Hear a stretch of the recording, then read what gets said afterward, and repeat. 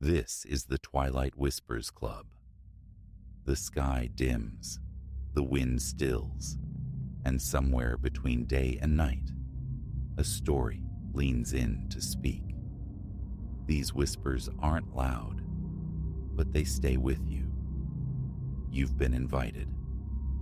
Lean in close and listen.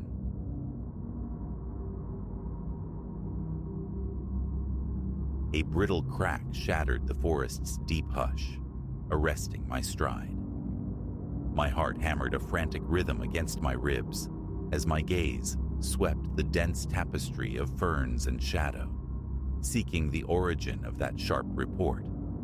It was then I saw him, a small boy, surely no more than 8 summers old, dragging himself towards us, pale rivulets carving paths through the grime on his face as he wept.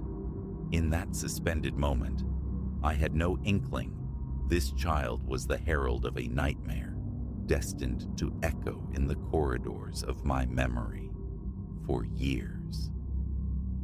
Elias, they called me, and the wild places had always sung a siren song only my soul seemed to hear.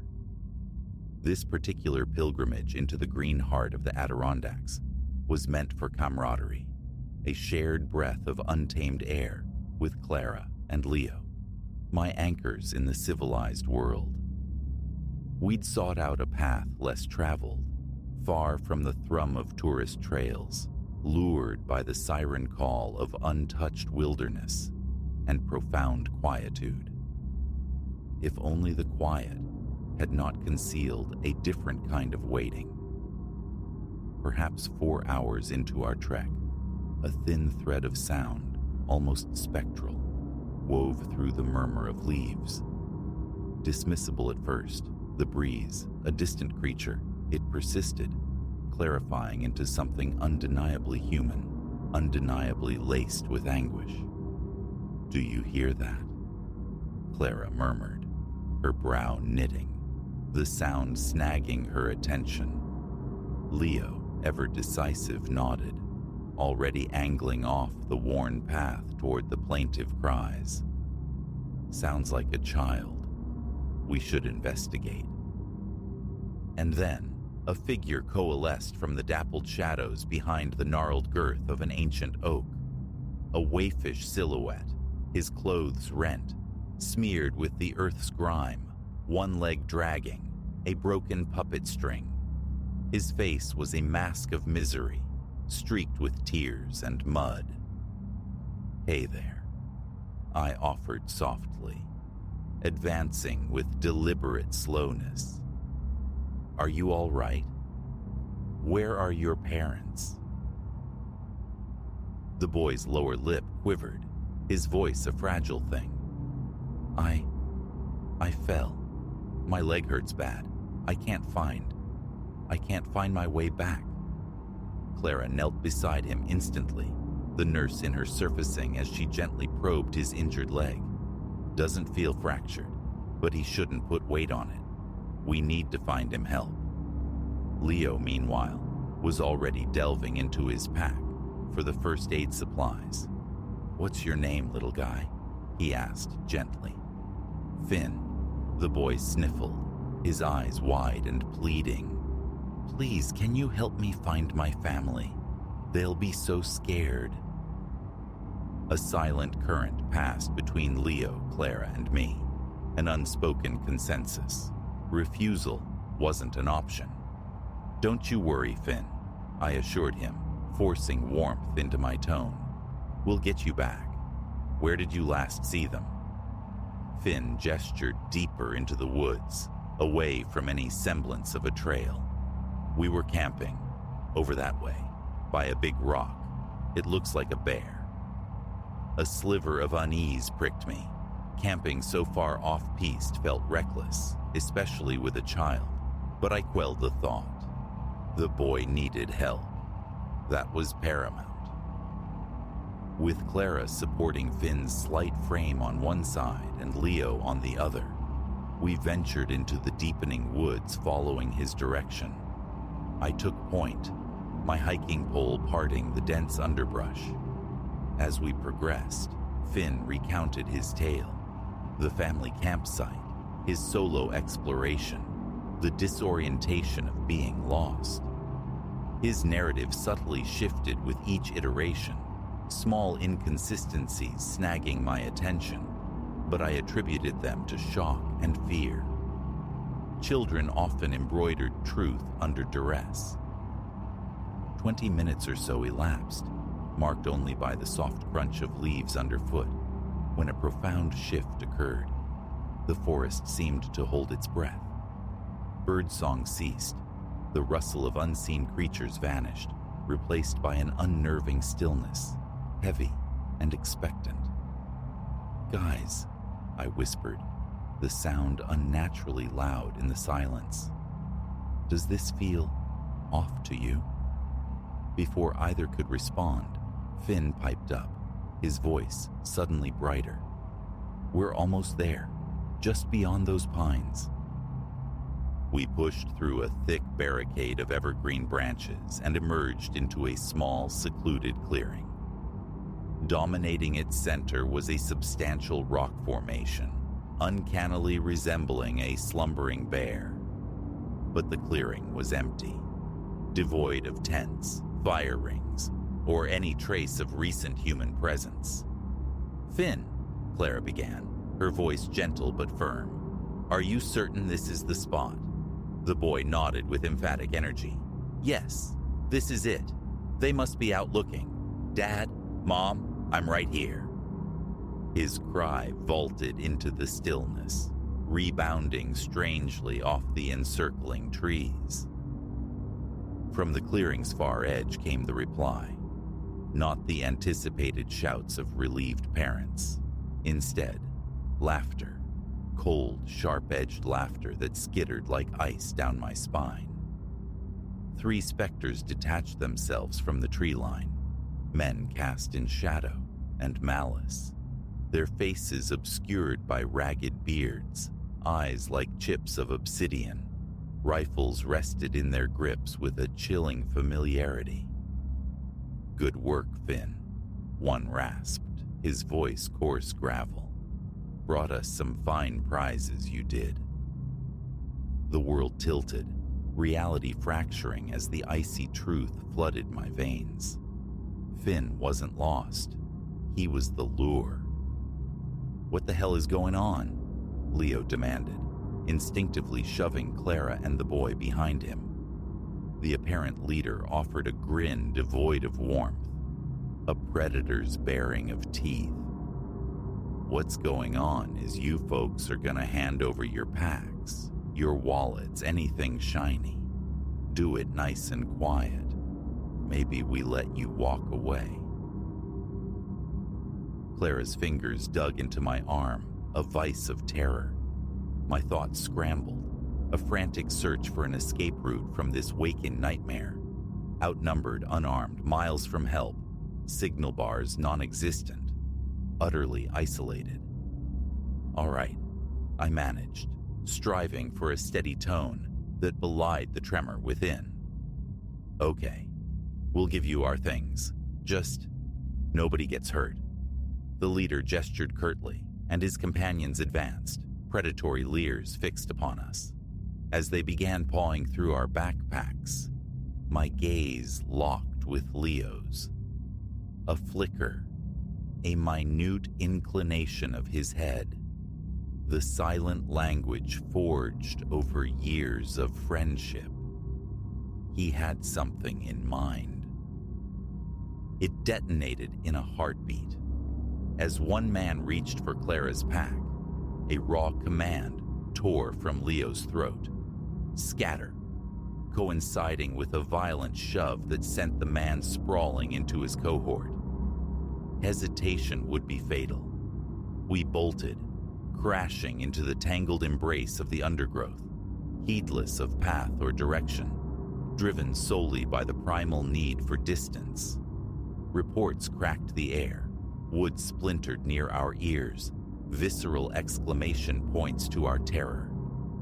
Clara cried out, a sound swallowed by the pandemonium, and I seized her hand, hauling her onward. "Don't stop," I gasped. "Keep moving." We ran until our lungs were fire and our legs screamed in protest, long after the sounds of pursuit had dissolved into the oppressive silence. Fear lent us wings, propelled us through the dense woods until, by sheer chance or desperate providence, we stumbled onto a rutted dirt road. Far down its length, a beacon, the faint glow of a small gas station. Gasping, ragged, we staggered into the fluorescent light of the store. The clerk's eyes widened at our state, scratched, filthy, wild-eyed.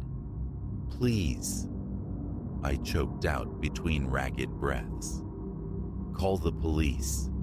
We were attacked in the woods."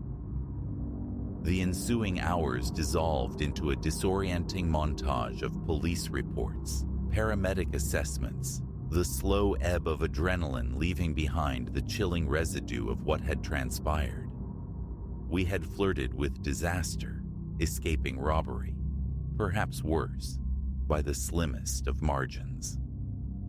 Law enforcement scoured the area but found no trace of the men, nor of the boy, Finn. They confirmed it wasn't the first instance of hikers being ambushed, but the use of a child as bait was a chilling new variation. In the days and weeks that followed, the forest's echo changed. Every sudden noise became a potential threat, every shadow a lurking figure. The wilderness, once my sanctuary, now whispered of latent menace in every sigh of the wind. Yet slowly, deliberately, I refused to cede my life to fear. I returned to the trails, cautiously at first, never alone, armed with heightened awareness and new self-defense skills. The ordeal forged me anew, more wary, certainly, but also paradoxically more attuned to the unexpected kindnesses that counterbalance the world's darkness. Finn occupies my thoughts sometimes. Was he a coerced pawn or a willing participant in their cruel charade? A victim himself?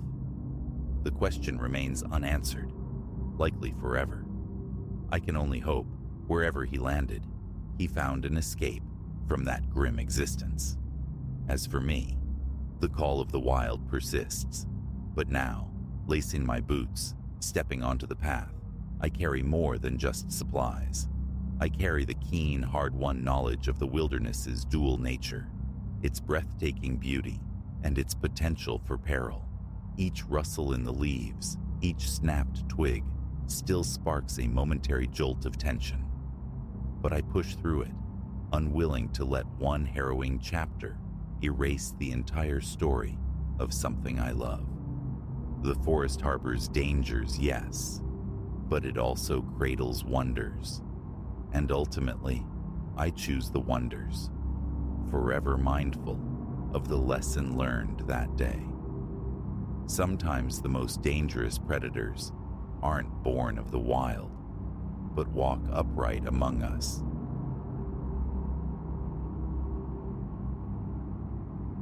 Silence was the promise of this place, a vast repository of building materials slumbering on the city's ragged edge. But the silence broke. I remember the precise fracture, the first intrusion of footfalls that didn't belong. Elias, that's me, the one who listens in the dark now. My tenure here, as night watchman for this echoing cavern of concrete and steel in a decaying industrial park, began as a study in predictable solitude. The rhythm of my nights was once a simple cadence, tracing the chain-link perimeter, testing the stoutness of the fences, confirming the resolute lock on the entrance gate. Mostly the hours unspooled without incident. I'd dutifully ink entries into the logbook, noting trivialities, awaiting the gray promise of dawn. Months drifted by in this quietude. The isolation, the sheer emptiness, never chafed.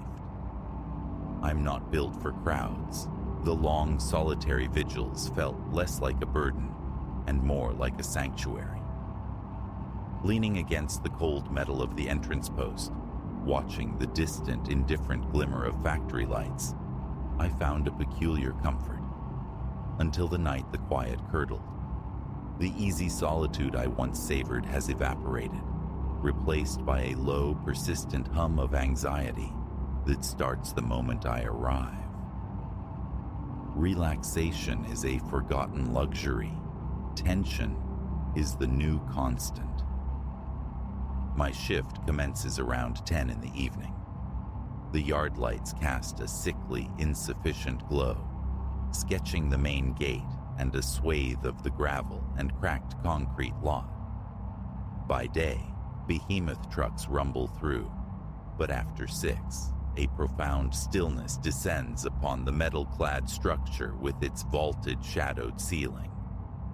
A cramped office near the front serves as my command post, housing the essentials: a thermos breathing steam, a heavy-duty torch, and the console displaying the grainy feeds from the security cameras. The surveillance system is rudimentary, archaic even. A handful of cameras monitor the loading bays and peer down a couple of interior corridors, their images relayed to a small, flickering black and white screen. Motion sensors trip highlights on the monitor, usually just the spectral passage of a feral cat or the wind-whipped dance of loose plastic sheeting near a high window. Lately, though, those fleeting blips have acquired a sinister weight. The first time, the true first time, it was deep in the night's belly, perhaps 2 o'clock. I occupied a creaking metal stool in the office, the door ajar against the stuffy warmth that often settled in. Beyond the threshold lay the cavernous dark of the main warehouse floor, bisected by a long corridor, a utilitarian channel of poured concrete and steel shelving, burdened with spare parts and cartons of tile, leading towards sequestered storage rooms. It was from this corridor that the sound emerged. Distinct metronomic footfalls originating from the concrete depths.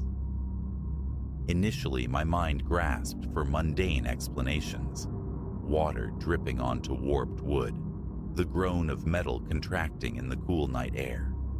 But the sound possessed a disturbing regularity, the unmistakable cadence of someone walking, deliberately slow. I rose, the stool scraping faintly, and hefted my torch. A knot tightened in my gut, accompanied by a sudden prickling wave of sweat across the nape of my neck. A thief, I reasoned, perhaps scouting for copper wire or tools. Not unheard of in this neglected zone. Stepping out from the office, I thumbed the torch alive. Its beam stabbed into the corridor's throat, cutting across stacked pallets, illuminating motes of dust suspended in the stagnant air. I advanced cautiously, eyes pinned to the corridor's vanishing point. The instant I moved closer, the footsteps ceased. Silence rushed back in, thick and watchful. Anyone there? My voice sounded thin, swallowed by the immensity. No reply. I half expected the scuffle of retreat, a fleeting shadow melting behind a shelf. Nothing. Only the low electric hum from some distant fixture disturbed the profound quiet. My palms grew slick. The torch felt slippery in my grasp. After a beat, heart hammering against my ribs, breath unnaturally loud in my own ears.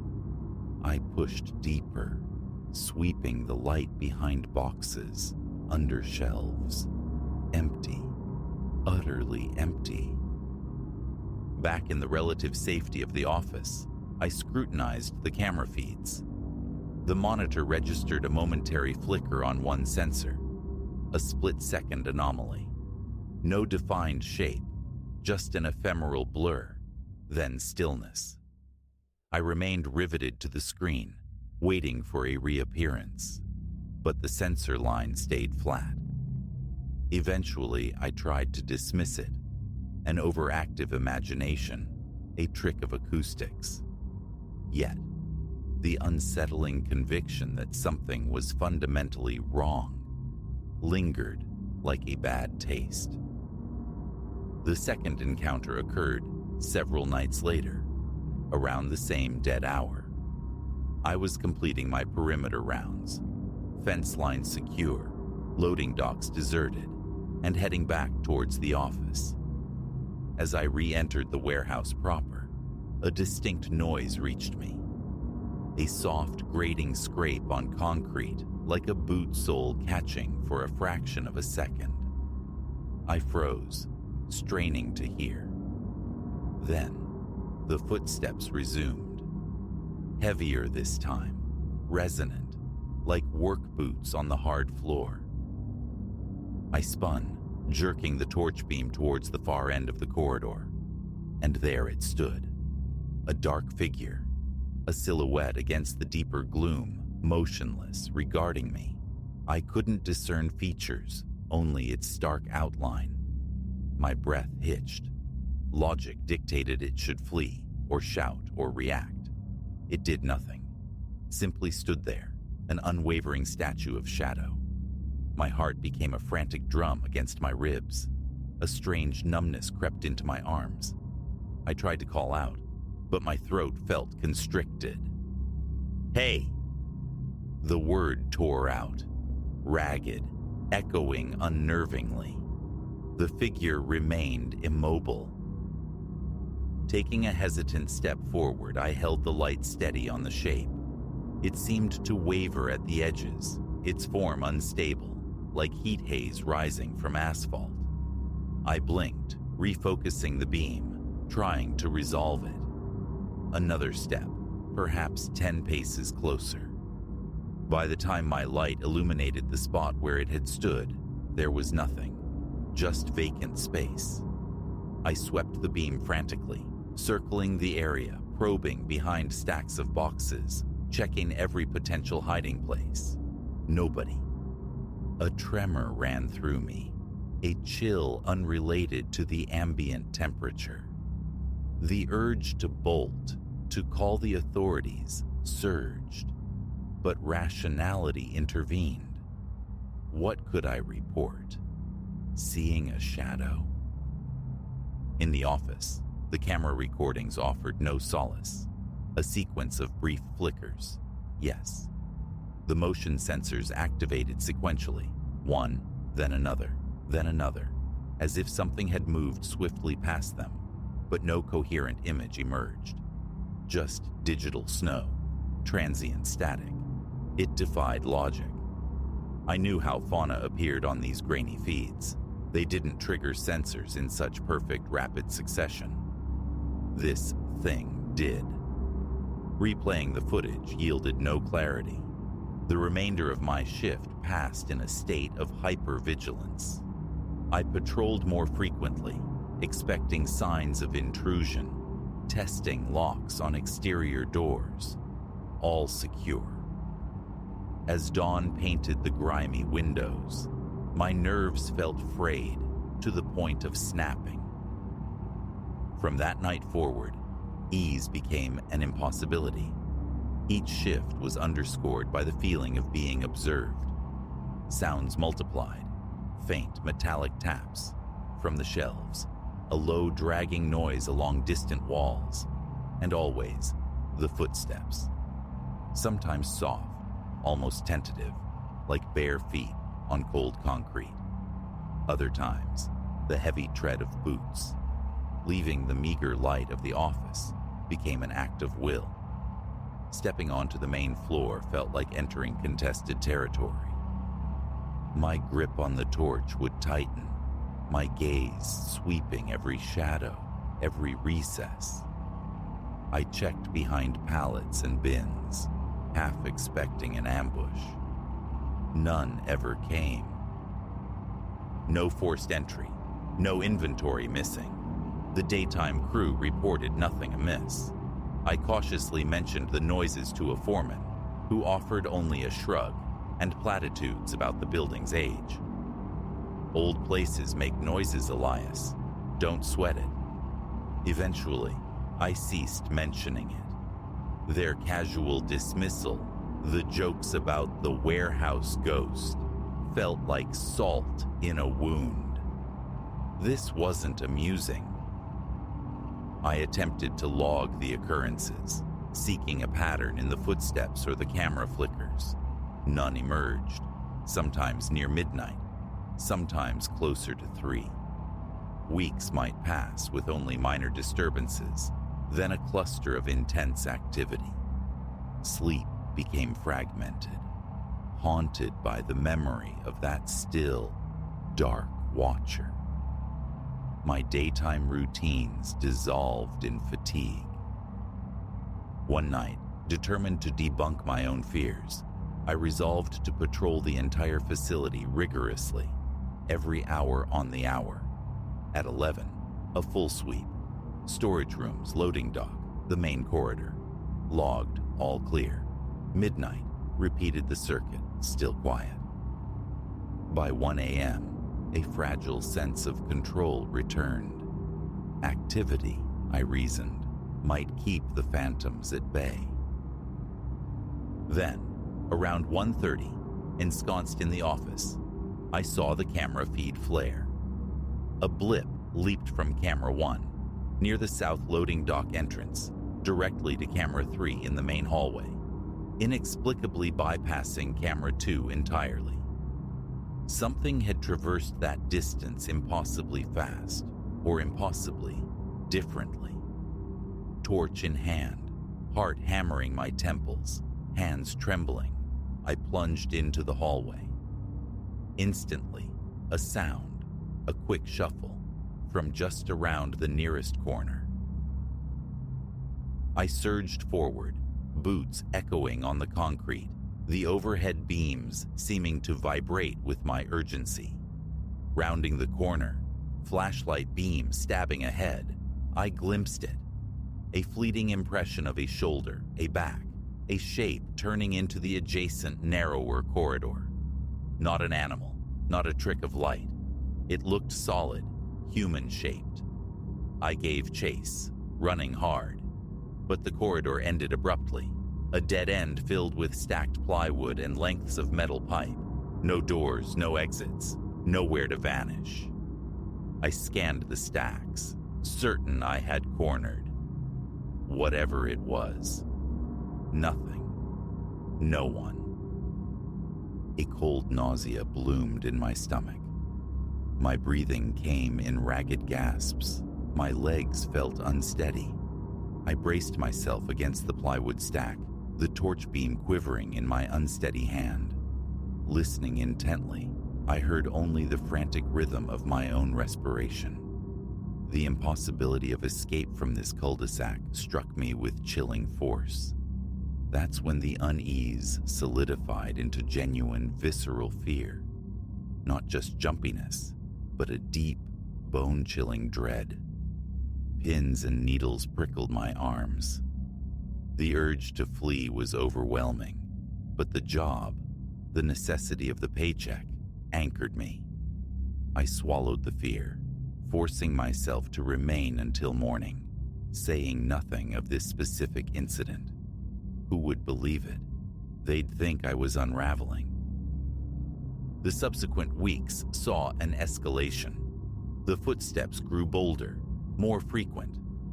Sometimes they sounded so terrifyingly close, I'd whirl around, convinced something stood directly behind me. I even jury-rigged a cheap webcam in a hallway I suspected was a frequent route.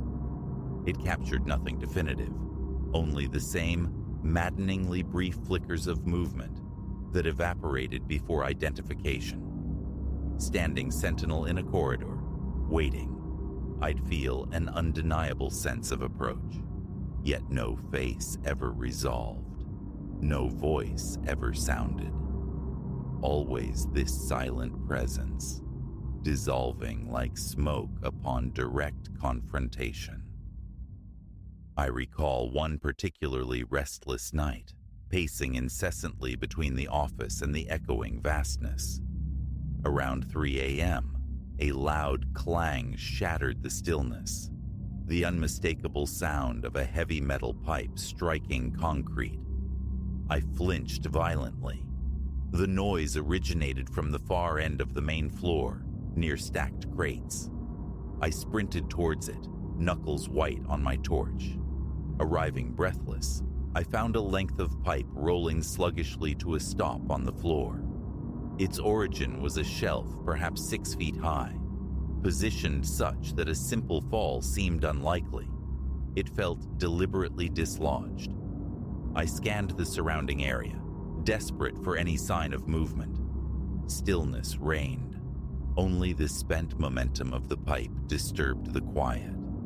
My breath came in shallow bursts. Retrieving the pipe, I replaced it, its cold weight unnerving. The next hour was spent meticulously combing every aisle, checking every portal. Nothing. Logic offers no harbor for these experiences. I only know the texture of the fear, the persistent feeling of being scrutinized.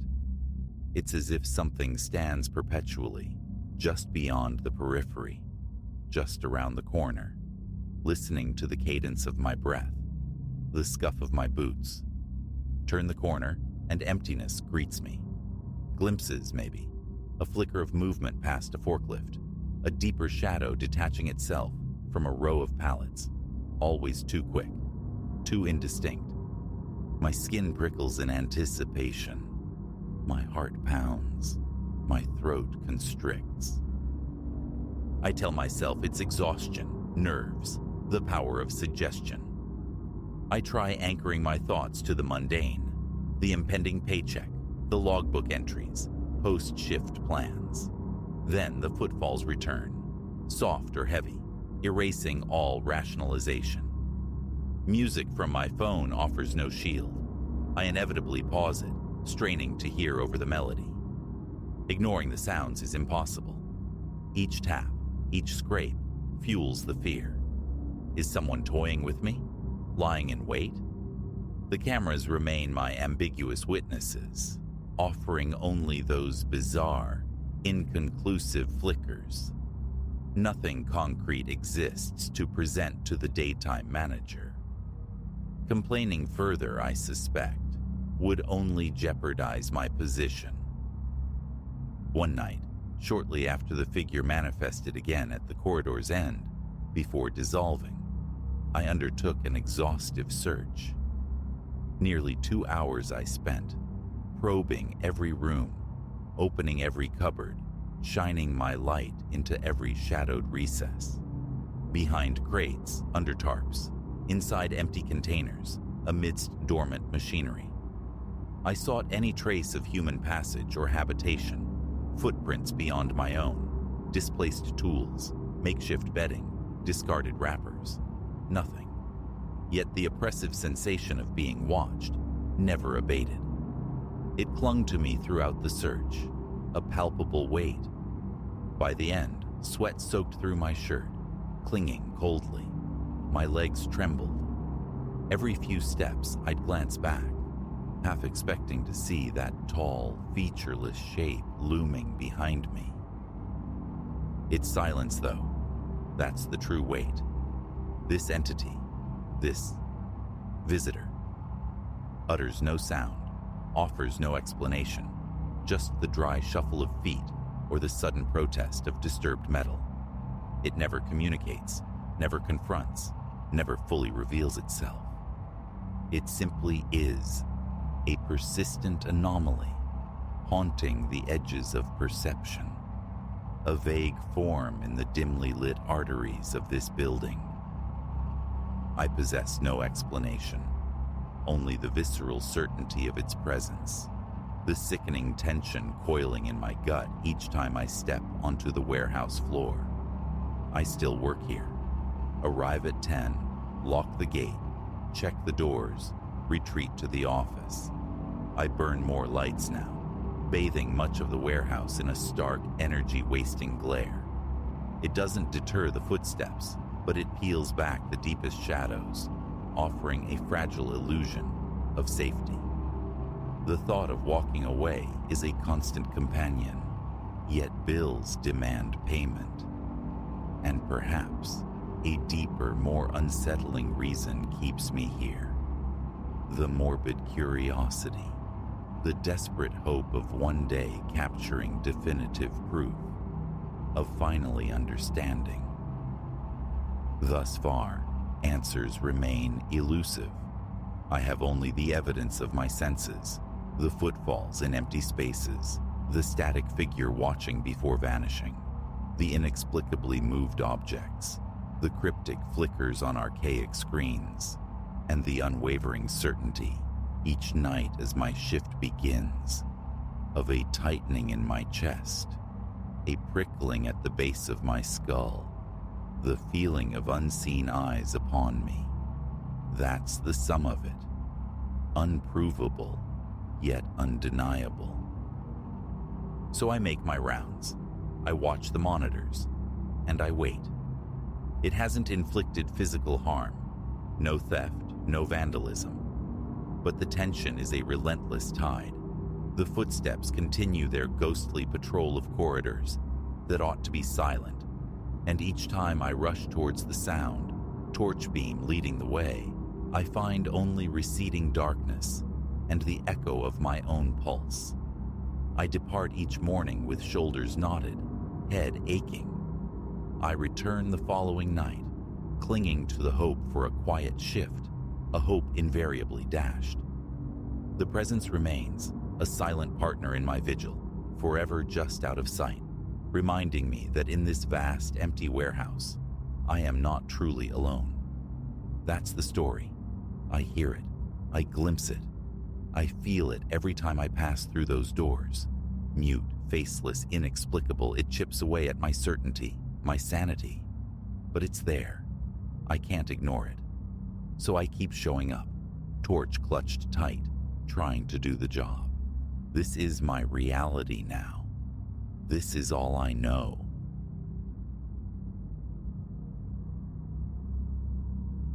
The twin beams from my old Falcon pulsed erratically, painting the desolate ribbon of Route 77 in washes of spectral light. My hands clenched the wheel, a silent plea urging the machine onward. Just a little farther, just to the next town. But destiny, it seemed, had drawn a different map. With a cough, a shudder, and a final metallic sigh, the engine surrendered. My chariot of 7 years expired, coasting onto the gravel shoulder as the velvet blackness swallowed me whole. "Not now, please," I whispered, twisting the ignition key with futile hope. A pathetic whine answered, then silence. I leaned back against the worn upholstery, the stark truth settling like dust.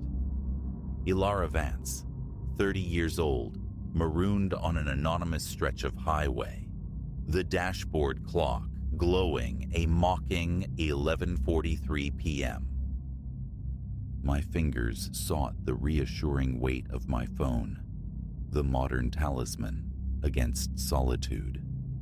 Its screen offered cold comfort, a single wavering bar of signal, fragile as a moth's wing. I stabbed at the emergency number, a prayer clinging to the electronic impulse.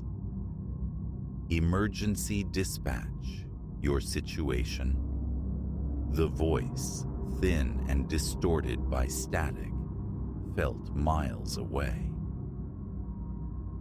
My car. It stopped working. Route 77, I managed, striving to keep the tremor from my voice. I'm alone. It's completely dark. "Can you ascertain your precise location, ma'am?"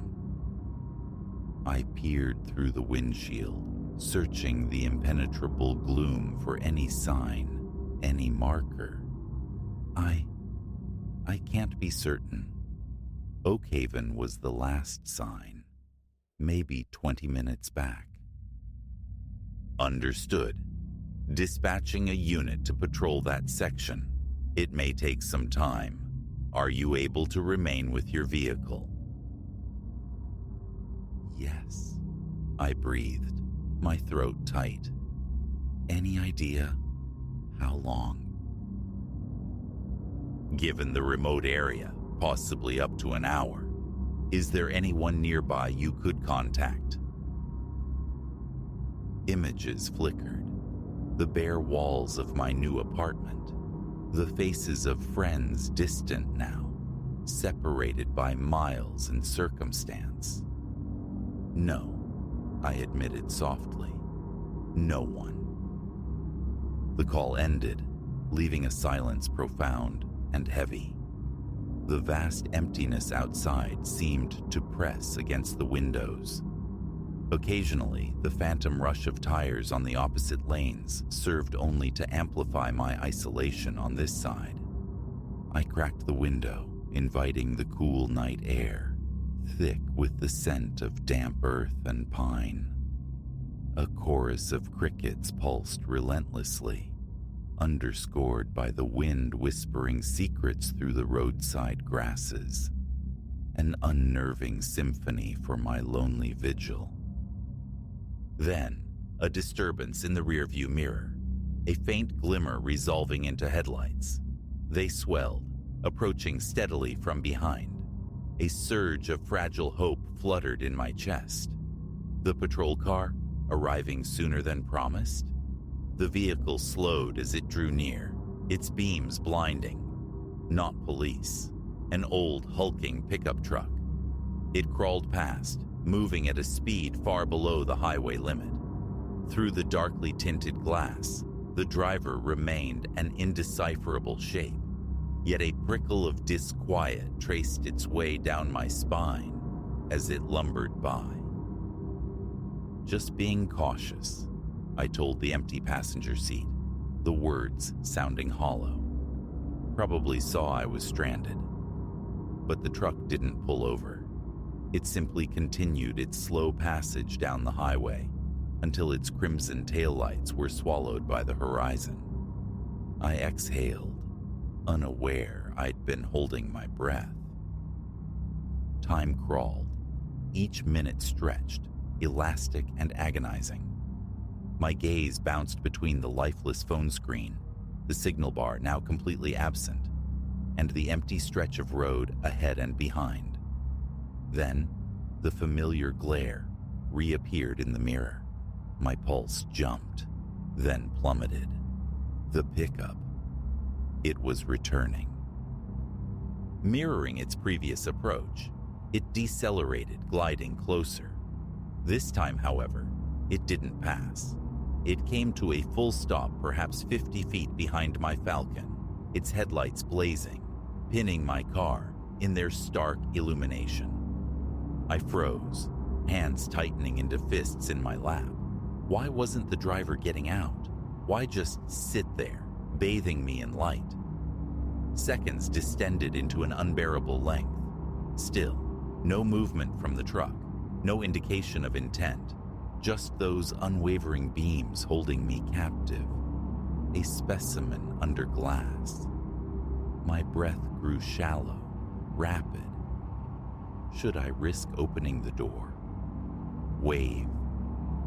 The locked doors meant for security suddenly felt like the bars of a cage. An eternity later, the truck's engine growled. It pulled out, swinging wide into the opposite lane to pass. As it drew level, I glimpsed the driver, a silhouette, head angled distinctly towards me.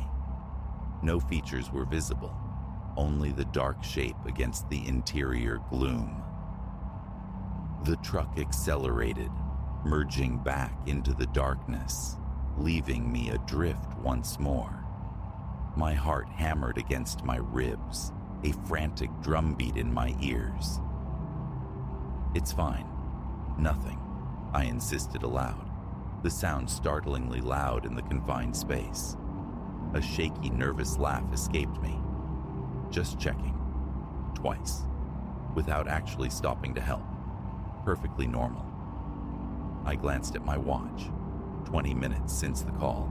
It felt like a lifetime. Seeking distraction, I fumbled in my handbag. Crumpled receipts, stray coins, a forgotten packet of mints. My fingers closed around something cool and cylindrical. The canister of pepper spray my father had made me promise to carry. I drew it out, its weight a small, cold comfort in my palm.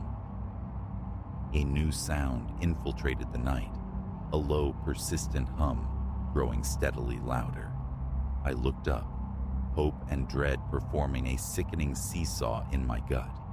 Headlights again, not the flashing blue and red of rescue. The pickup, it was back. This time, it didn't stop at a distance. It rolled right up behind my Falcon, so close its grille filled my rearview mirror, its license plate invisible. The intense headlights flooded the interior, erasing shadows, blinding me. Squinting, I tried to pierce the glare, to see the figure behind the wheel, but saw only an impenetrable darkness. My grip tightened on the pepper spray. What did this person want?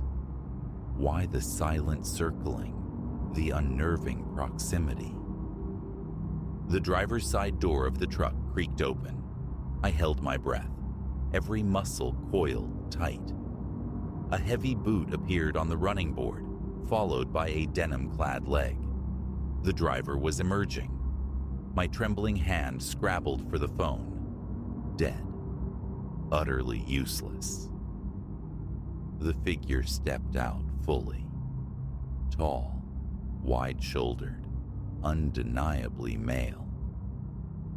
He paused for a beat, silhouetted by his own lights, then began to walk towards my car. My thoughts scattered like frightened birds. Roll the car? The engine was lifeless, the road flat. Pointless. He was halfway there now. I couldn't discern his face, couldn't tell if his gaze was fixed on me, but I felt his approach like a physical pressure. 10 feet. 5. He stopped directly beside my window. I clutched the pepper spray, thumb poised over the trigger. My other hand hovered near the steering wheel's center, ready to slam the horn. Any sudden move, any attempt on the handle, and I'd unleash the spray, blare the horn. Someone would hear. Someone must. We remained locked in a tense tableau, me rigid inside, him looming just beyond the glass. I waited for a word, a touch, a sign. He simply stood there, watching, waiting. A single bead of sweat traced a cold path down my spine. Slowly, deliberately, he lifted a hand. I braced, muscles screaming. He knocked. 2 sharp, distinct raps against the window pane. "You all right in there, miss?" His voice, when it came, was unexpectedly ordinary. Rough, weathered, but not menacing. I blinked, the sudden normalcy disorienting. Yes, I stammered, surprised my voice worked, projecting it through the glass. Car gave out, waiting for assistance. He nodded, taking a slight step back. Out of the direct glare now, I could see him more clearly. Older, maybe 60s, face etched with lines, a worn baseball cap pulled low. "Saw you sitting here. Passed by earlier," he stated plainly. "Figured I should double back. Not always safe. A lady alone on the road this late." The adrenaline tide began its slow retreat, leaving behind a residue of foolishness. A good Samaritan. Of course, my fear had painted him a monster. "Thank you," I offered, managing a shaky smile. "That's considerate. The police are on their way." He nodded again. "Good. Glad to hear it. Tell you what, I'll just hang back here till they show.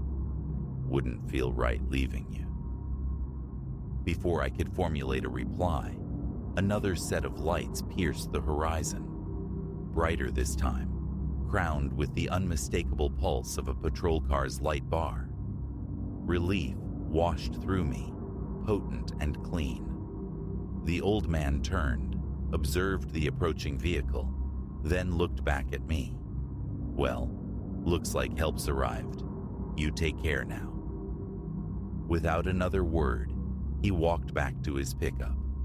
As the cruiser pulled up behind my Falcon and an officer emerged, the truck rumbled to life, pulled away smoothly, and vanished into the night. I lowered my window as the uniformed officer approached. "Elara Vance?" he inquired. "Yes," I replied, the word thick with relief. "Thank God you're here." While the officer radioed for a tow truck, my gaze drifted towards the empty stretch of road where the pickup had disappeared. Had I simply succumbed to panic? Perhaps. Yet, recalling the unnerving pattern of his return, the unnerving stillness as he sat behind me, the way he loomed outside my window, a stubborn knot of uncertainty remained. I would never know his true intentions, concerned citizen, or something else entirely, deterred only by the timely arrival of the law. One thing felt certain: the quiet solitude of a deserted highway would forever hold a different, darker resonance. Climbing into the relative safety of the patrol car to await the tow, I made a silent promise to have the Falcon thoroughly inspected, and perhaps, just perhaps, to give that job offer back, in the bustling, traffic-choked city, a second thought. Suddenly, the prospect of gridlock seemed infinitely preferable to the vast, watchful emptiness of the open road.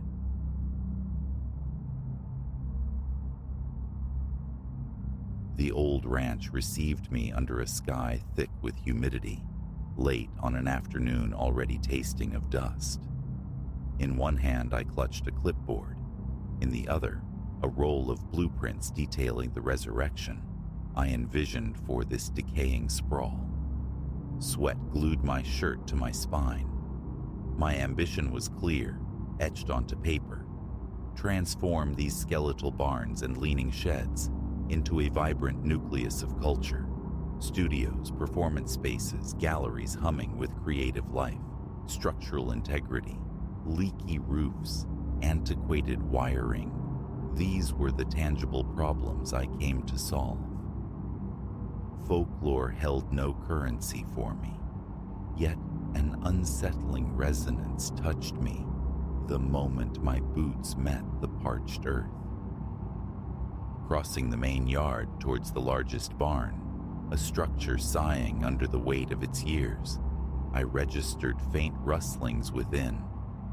Vermin, I presumed. But then came the echo of my own footfalls, warped and strange. It wasn't mere sound bouncing off weathered planks. It felt like a phantom mimicry, footsteps falling in precise cadence with mine, just beyond the warped timber wall. A cold fist clenched in my chest. My pulse hammered a sudden frantic rhythm against my ribs. I drew a sharp breath, reasoning it away, the peculiar acoustics of vast, empty spaces. Inside, the air was a thick cocktail of old hay and perpetual damp. I navigated treacherous floorboards, my eyes adjusting to the gloom. Nothing. Not a raccoon's masked face, nor the flutter of disturbed birds. Just silence and dust motes dancing in the weak shafts of light. My imagination, I scolded myself, running wild before the real work even began. This was demolition and rebirth, lines on a page, not ghost stories. Shrugging off the unease, I unfolded my plans. The ensuing days were a blur of labor, clearing decades of accumulated detritus, mountains of rusted tools, bent nails like arthritic fingers, fractured furniture, the stiffened leather ghosts of horse tack, all yielded to my gloved hands. Dust became a constant film, stinging my eyes, coating my throat. Trailer load by trailer load, I hauled the past away to its designated grave. Mostly the ranch remained quiet, save for the occasional sigh of wind through the eaves. Yet I found myself freezing mid-task, straining to catch phantom footsteps dissolving just behind me, or the murmur of voices snatched away by the breeze. Each time, a swift turn revealed only the indifferent expanse of the yard. It was the 6th day, perched high on a ladder against the main barn's flank, patching the sun-bleached roof, that broke the pattern. Hammer, nails, raw wood, the tools of tangible progress. The sun beat down, sweat tracing paths through the grime on my forehead. As I drove a nail home, a voice drifted on the air, soft, distant, intimate as a murmur. I froze, my heart seizing. The hammer slipped, clattering down the shingles. I swayed, grabbing the ladder rung to steady myself. My gaze swept the property. My truck stood solitary by the fence line. Beyond it, only empty fields shimmered in the heat haze. My throat constricted. Dehydration. Heat stroke playing tricks on the senses. I swallowed hard, forcing down the tremor in my hands, and finished the repair. That evening, armed with a heavy-duty flashlight, I resolved to map the smaller outbuildings, to truly grasp the scope of the decay. A palpable sense of being observed prickled my skin. My steps crunched heavily on the gravel path snaking through the weeds. The night air lay still, yet a low rustle whispered from the overgrown verge. My flashlight beam snagged on ground-level debris, shards of glass glinting like fallen stars, corroded hinges, coils of frayed rope. I kicked a loose plank aside, and something shifted, a flicker of movement just behind me. I spun, heart hammering, the cone of light trembling wildly. Empty yard. Then, near one of the smaller, dilapidated sheds, a shape resolved itself from the deeper shadows. Tall, hunched, crowned with something jagged, antlered. It moved with unnerving fluidity, vanishing behind the shed's wall before my mind could fully grasp it. Breath stalled in my lungs. My palms grew slick. Hesitantly, I advanced, sweeping the light across the spot. "Hey," I called out, my voice thin, swallowed by the night. "Who's there?" Only my own strained breathing answered. Reaching the corner of the shed, I found nothing but stacks of old bricks and rotting lumber. No footprints disturbed the packed earth. No sign of passage. Listening intently, I heard only the thrum of blood in my ears. A wave of relief washed over me, quickly chased by a deeper disquiet. A trick of the light, a shadow contorted by my own beam.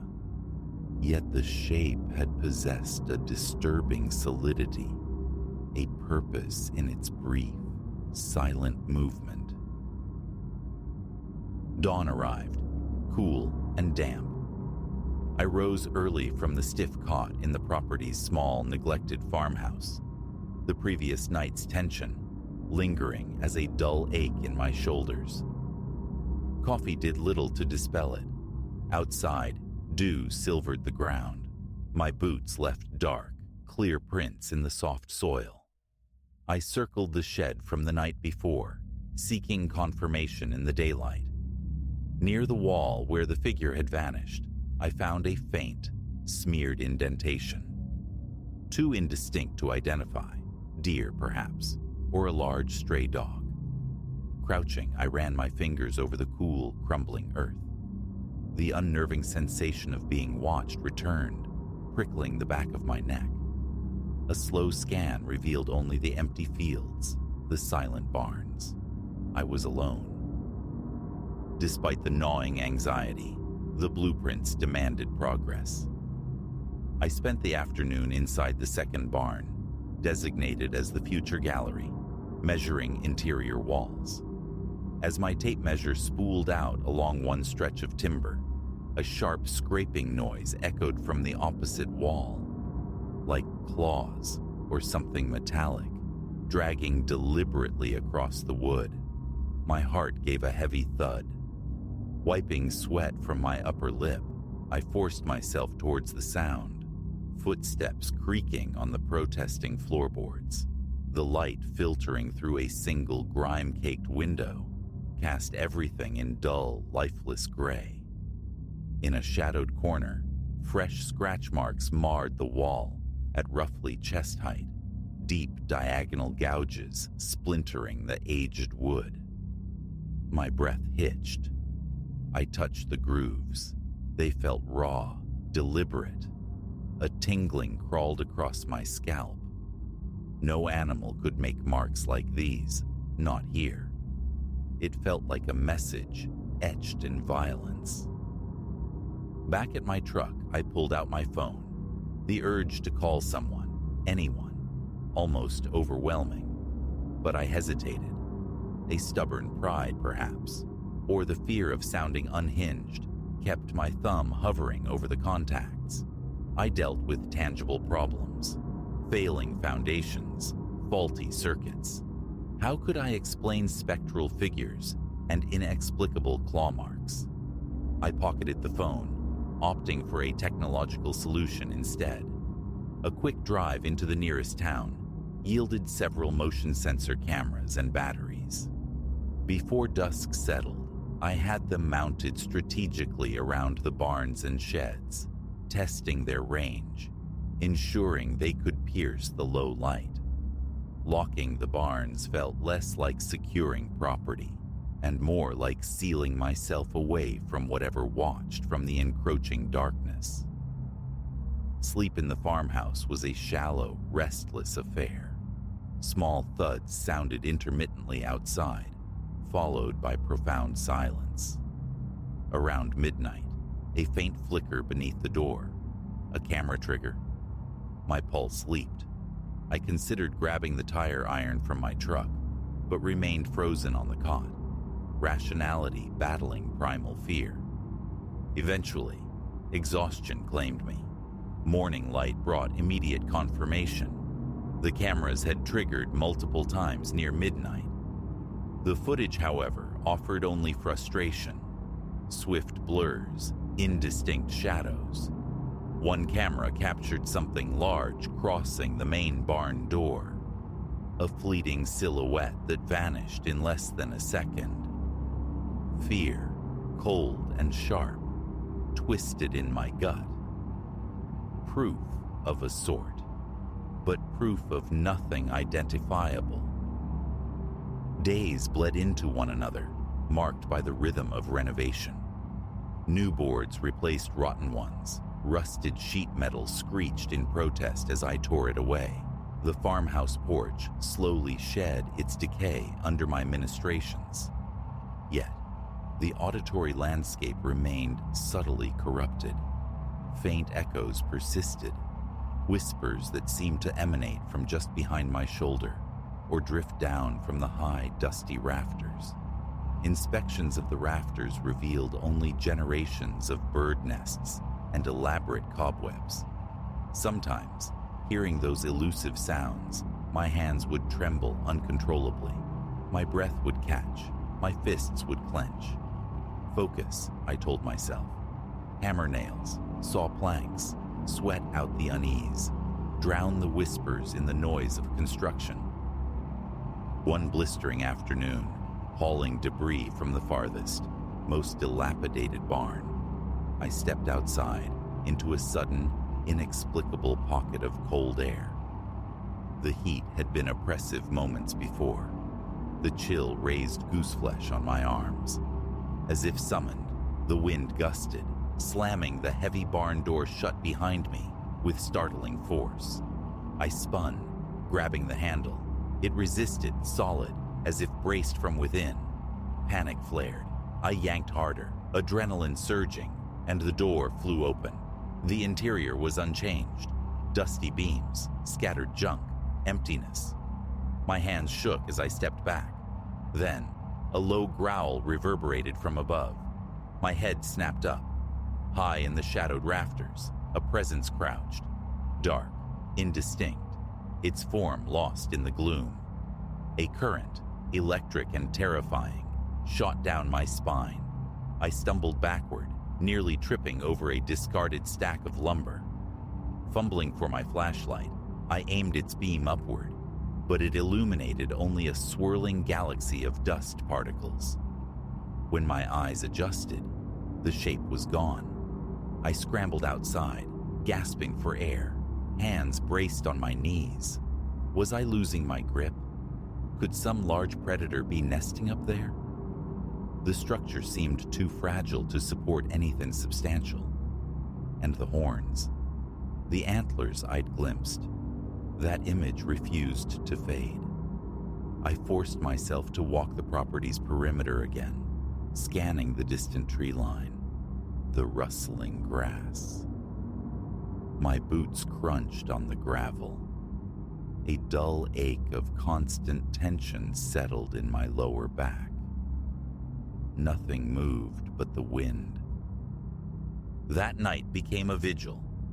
I sat in the farmhouse living room, flashlight resting heavy in my lap, windows open to the still, watchful dark. Around 1 a.m., a distinct thump sounded on the porch. My chest tightened instantly. Swallowing hard, I rose, flashlight gripped tight, and crept to the window. The weak porch light cast long, distorted shadows. Near the steps stood a tall silhouette, broad-shouldered. And yes, unmistakably, something protruded from its head, horns or branches, stark against the lesser dark. My scalp prickled with cold dread. My hand reached for the doorknob, but sheer terror held me captive. I stared, eyes straining to adjust, heart pounding a frantic rhythm against my ribs. After an eternity measured in heartbeats, the shape moved, stepping off the porch with an unnatural gait and melting into the yard's shadows. I couldn't see where it went. Compelled by a need for evidence, for something tangible, I forced myself to open the door and step out, flashlight beam cutting nervously through the night. The porch boards groaned under my weight. Down by the steps, in the damp earth, were impressions. Faint, yes, but distinctly hoof-like, yet they were spaced oddly, suggesting an upright posture. Squatting, I traced the beam over them, my hand trembling. The profound silence of the night pressed in, broken only by my ragged breaths. I tried to follow the tracks, but they vanished into the grass after a few yards, leaving me with a hollow, sickening certainty. I remained outside for several minutes, sweeping the darkness with my light, but saw nothing more. The following day, I called Mateo, a contractor friend. "Need a couple extra hands out here," I said, keeping my voice level, professional, falling behind schedule. No mention of horned silhouettes or impossible tracks, just a fabricated need for speed. He and 2 workers arrived the next morning, their truck loaded with tools and lumber, their easy banter, a temporary balm. For a full day, the ranch felt almost normal. We tore out weakened beams, cleared debris, installed fresh supports. The air filled with the sounds of labor, drowning out the whispers. I listened intently, but the unnerving quiet held. Perhaps the presence of others acted as a deterrent. Once, hauling trash towards the dumpster near the tree line, I caught a flicker of movement at the edge of my vision, a dark shape stepping deliberately behind a thick trunk, then gone. My heart leaped, but I forced myself to turn away, rejoining the others, saying nothing.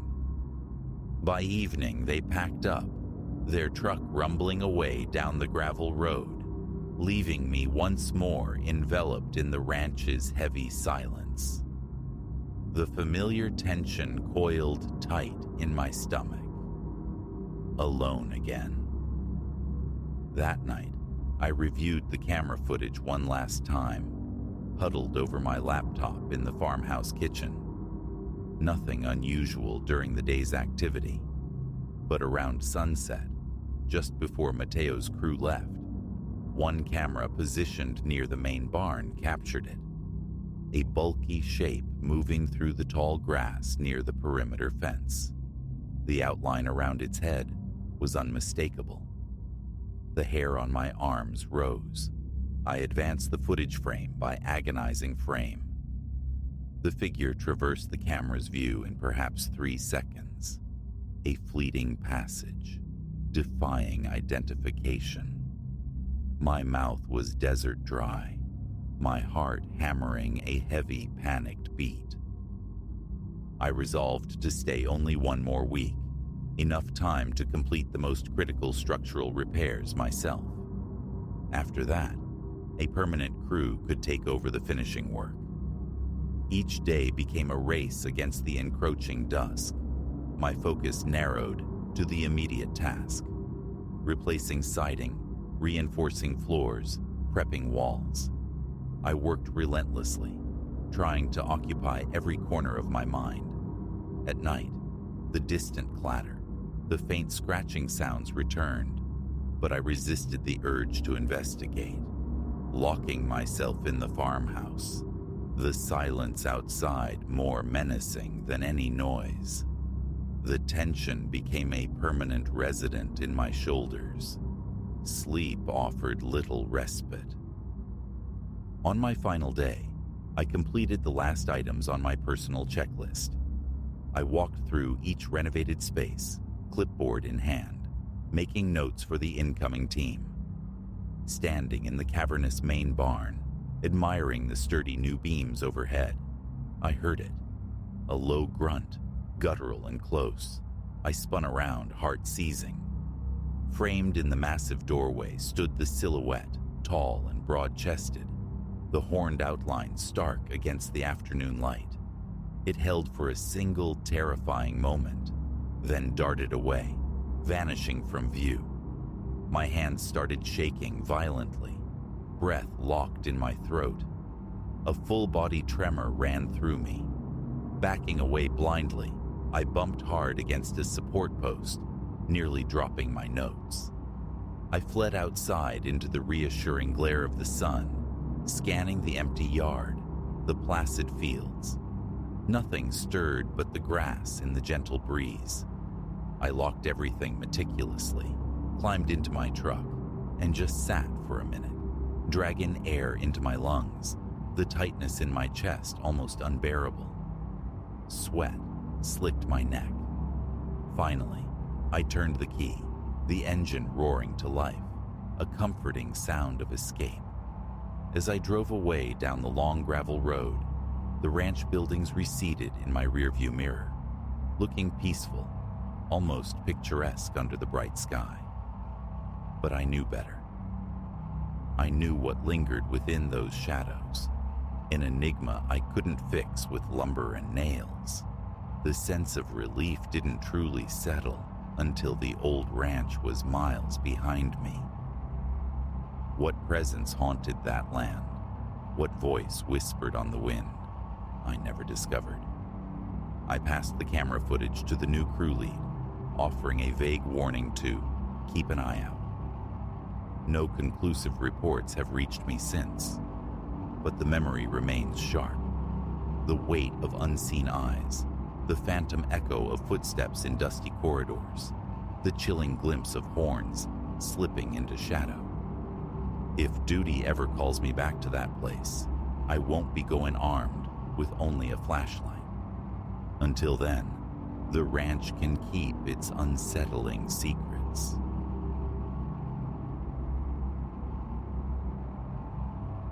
Years I've dedicated to the derelict, the forgotten architectures where silence reigns and dust settles like fallen snow. My boots have known the precarious kiss of rotting factory floors, ceilings poised for collapse. My hands, the crumbling grip of tower stairwells where a misstep promised oblivion. Yet, the spectral chill of true unease remained elusive, a phantom sensation until I encountered the Holloway place, brooding on the town's periphery. Let me be unequivocal. The gloom of lightless corridors, the symphony of decay's whispers, the texture of ancient grime, these were familiar comforts. What unsettled my very marrow were the faces mirrored in my photographs, reflections where no living soul stood beside me. That intrusion, that impossible presence, scraped along my nerves like nothing before. The whisper of its existence came from Milo, a casual mention dropped into conversation. A skeletal mansion, he'd said, swallowed by an untamed field some 20 miles out. Indifferent himself, he unknowingly ignited a flicker within me. Uncharted, unmapped, it beckoned, a perfect subject for my portfolio of architectural decay. A Friday found me navigating the route, late afternoon light bleeding from a bruised, overcast sky. Even distanced, the house asserted its imposing silhouette. Gnarled, arthritic limbs of surrounding trees clawed at the heavens. Waist-high weeds, thick and sodden, resisted my passage, soaking my trousers to the knee. The mansion itself, 2 stories of age-darkened stone, pocked with vacant window sockets. Its porch timbers warped like old bones, paint peeled around the remaining panes in leprous flakes. A fractured gutter dangled precariously from the roofline, familiar signs of abandonment, yet they sparked the customary thrill. The weight of my camera bag seemed amplified, perhaps by the air's oppressive thickness. Fear hadn't yet taken root, only the keen edge of anticipation for the desolate beauty within. My tripod's legs sank into the damp earth as I framed the edifice, seeking to capture its full, mournful facade. Wide-angle perspectives, bracketed exposures, the ritual began. My camera, a high-resolution eye, drinks in minutia. Nothing untoward registered then. A few crows observed from the roof ridge, their calls like rusty hinges. The front door hung slightly ajar, beckoning or warning, its own hinges bleeding rust. I documented everything: the porch decay, the sightless windows, the cracked panes offering only opaque darkness within. A cool breath touched the nape of my neck. Rustling erupted from the overgrown thicket nearby. Likely vermin, a common soundscape in such ruins. An hour passed, consumed by the exterior's melancholic portrait. The interior called. The door groaned open on protesting hinges, releasing a thick perfume of decay, wet timber, aged carpet, the very breath of stale time. Dust lay thick upon the foyer floor, disturbed by footprints, faint and clearly not my own. Such traces weren't unusual. Vagrants, explorers, fellow trespassers often leave their mark. I advanced cautiously, my flashlight beam slicing through the gloom, illuminating peeling damask wallpaper and floors scarred with deep fissures. Flash flared, capturing the desolation. I moved into what must have been a drawing room. A cavernous fireplace choked with soot, a disemboweled sofa spilling its entrails. More shots. Intermittently, a soft rhythmic tapping emanated from the upper floor. Loose shutters, ivy brushing stone. Experience taught me to filter the ambient groans of dying houses, but this sound possessed a subtle insistence. Pausing, I strained to pinpoint its source. Silence fell when I stilled, resumed when I moved.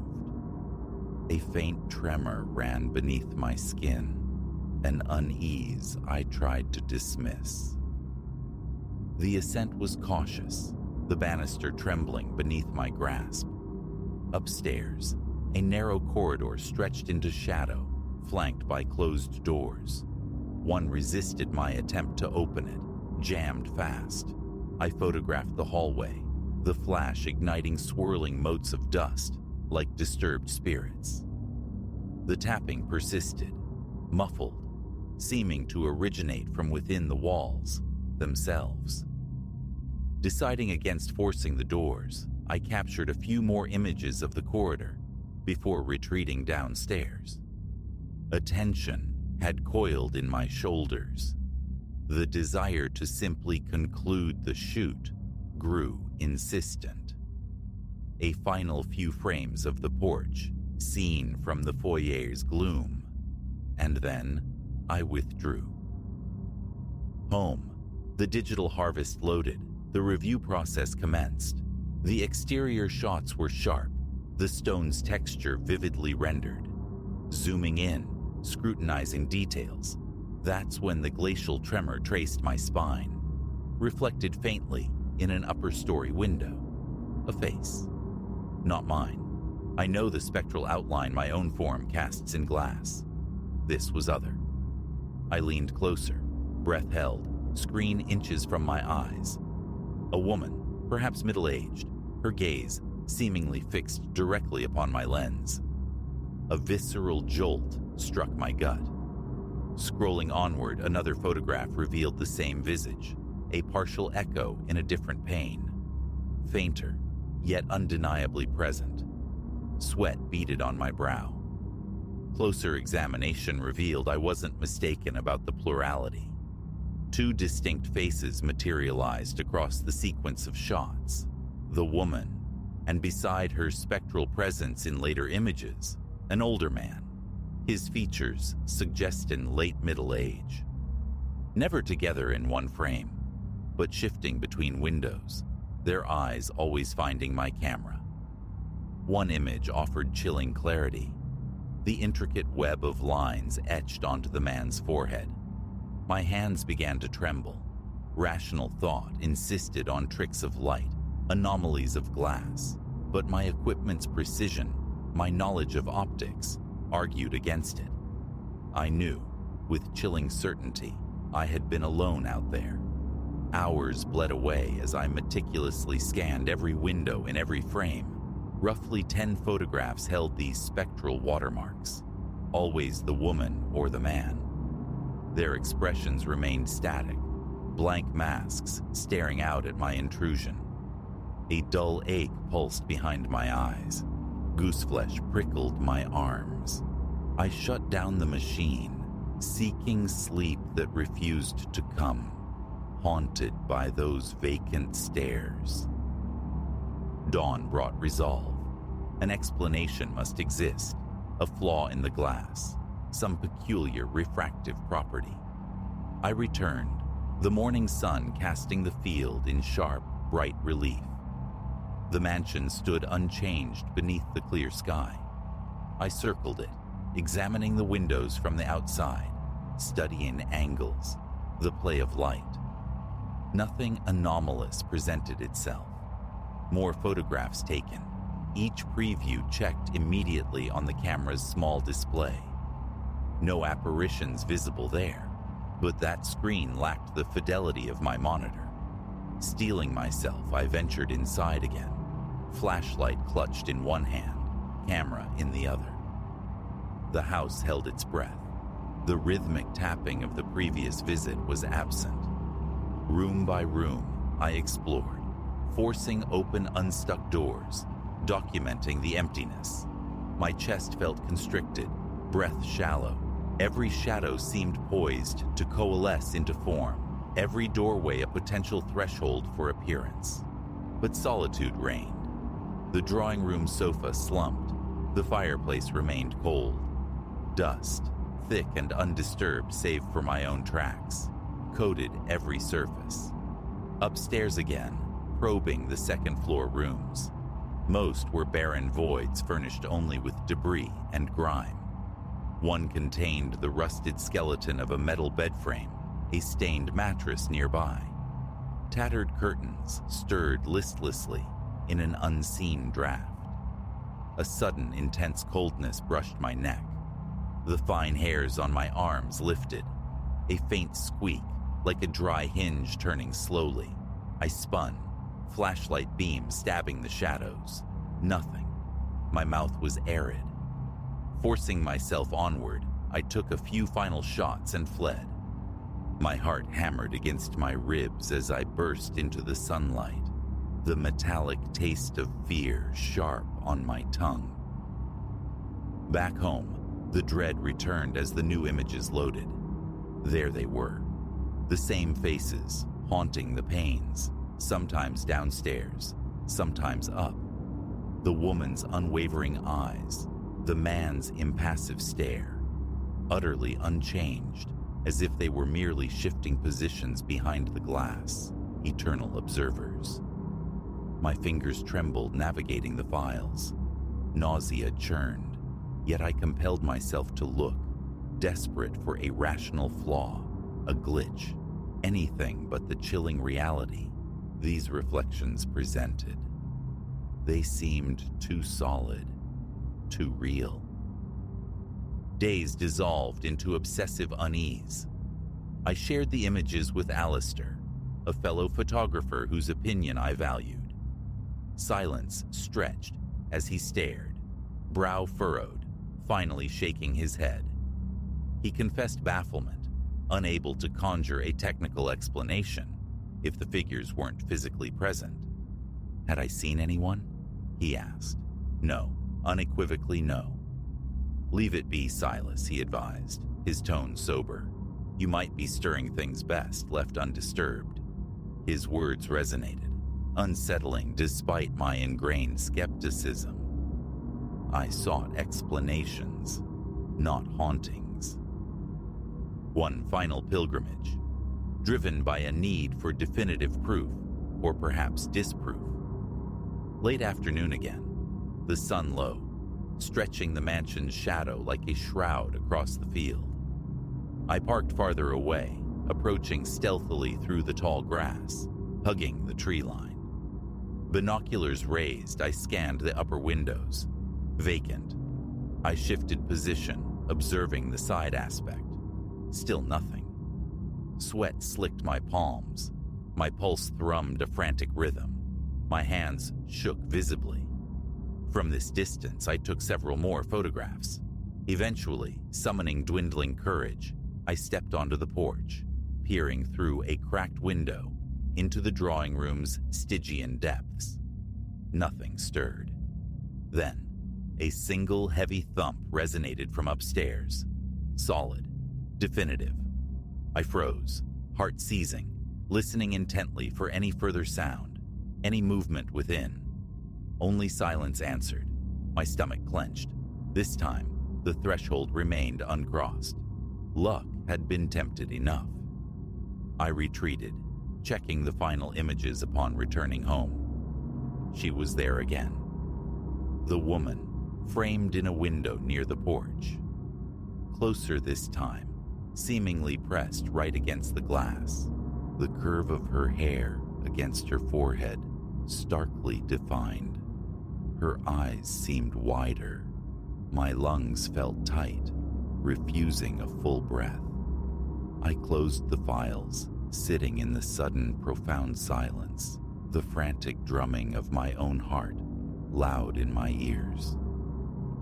For days, I fought to bury the experience, immersing myself in other projects, photographing a decaying warehouse across town. But the faces persisted, imprinted on the backs of my eyelids. The chill returned unexpectedly, the phantom sensation of being watched. Sleep became shallow, punctuated by unease. Locks were checked, rechecked, appetite waned, and anxiety unlike any born from crumbling structures had taken root. The mansion photos were quarantined to an external drive, banished from my main system, a digital exorcism. Yet, the thoughts lingered. Should I consult the Historical Society, unearth the property's past, seek tragedy or explanation in archives? But Alistair's warning echoed, a counterpoint to my rational curiosity. Perhaps some doors are best left unopened. I have never returned. Curiosity yielded to a primal instinct for self-preservation. Even driving remotely near that sector now raises the hairs on my arms. Averting my gaze has become reflex. The drive remains, the images untouched, unseen by other eyes. Sometimes the cursor hovers over the folder icon, a morbid temptation. Then the familiar churn begins in my gut, and the impulse dies. That is the extent of it. It retains the texture of unreality, yet the evidence resides on that drive. I know what the lens captured. I know those faces were absent to my naked eye. I know I stood alone within those decaying walls, yet they appeared, shifting, observing, their blank expressions unchanging. No explanation offers itself, only the chilling memory. It instilled a fear more profound than any structural hazard ever could. Now, my explorations favor ruins with simpler ghosts, the sigh of the wind, the creak of settling timbers. That mansion can keep its secrets, its silent watchers pressed against the glass, waiting. I am finished with it. That knowledge is enough.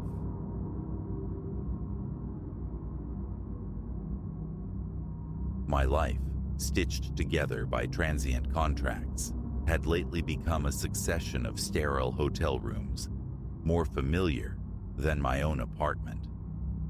This particular assignment deposited me in Whisper Creek, Oregon, a town barely registering on the map. A whisper indeed, comprising little more than a few tired storefronts, twin gas stations flanking the highway, like weary sentinels, and a solitary diner radiating a lonely neon glow. The somnolent Spruce Inn, perched just beyond the town's modest reach, presented itself as the sole option for lodging. It was a skeletal structure, undeniably past its prime, its paint flaking like ancient parchment, yet necessity dictated terms, and all I craved was oblivion on a mattress. Check-in was an exercise in studied indifference. Behind the faux wood counter, a woman named Agnes, whose attention remained firmly captive to her phone screen, slid a key towards me. A muttered advisory about the elevator's demise served as her only other contribution. Hefting my overnight bag, I located the stairwell, its air thick with disuse, and ascended into the building's shadowed upper reaches. The third floor stretched before me, a corridor steeped in quietude, almost unnervingly vacant. Threadbare carpet muffled my steps, absorbing sound like the dust that coated every surface. The pervasive scent, a melancholic blend of phantom cigarette smoke and aggressive cleaning agents, clung heavily, promising to linger long after departure. Room 312 revealed itself at the corridor's end. The door groaned open, protesting the intrusion. Inside, the space offered functional despair.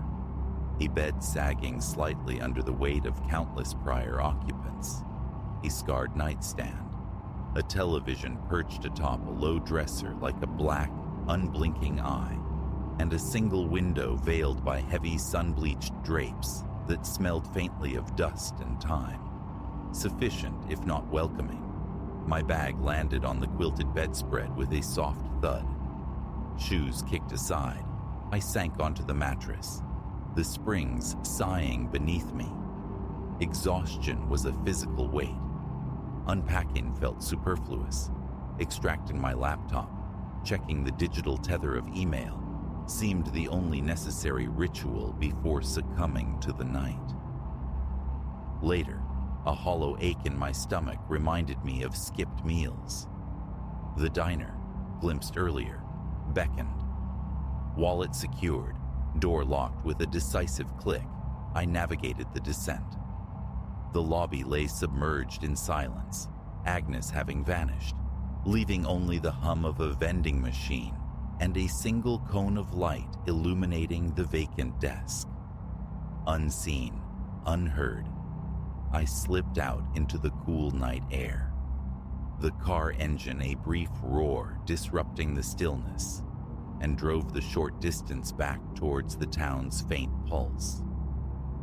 Returning felt different. The somnolent Spruce Inn loomed darker against the star-dusted canvas of the Oregon sky, more deserted than before. My car stood alone in the cracked asphalt lot. Inside, the lobby remained an empty stage, bathed in that solitary, watchful light.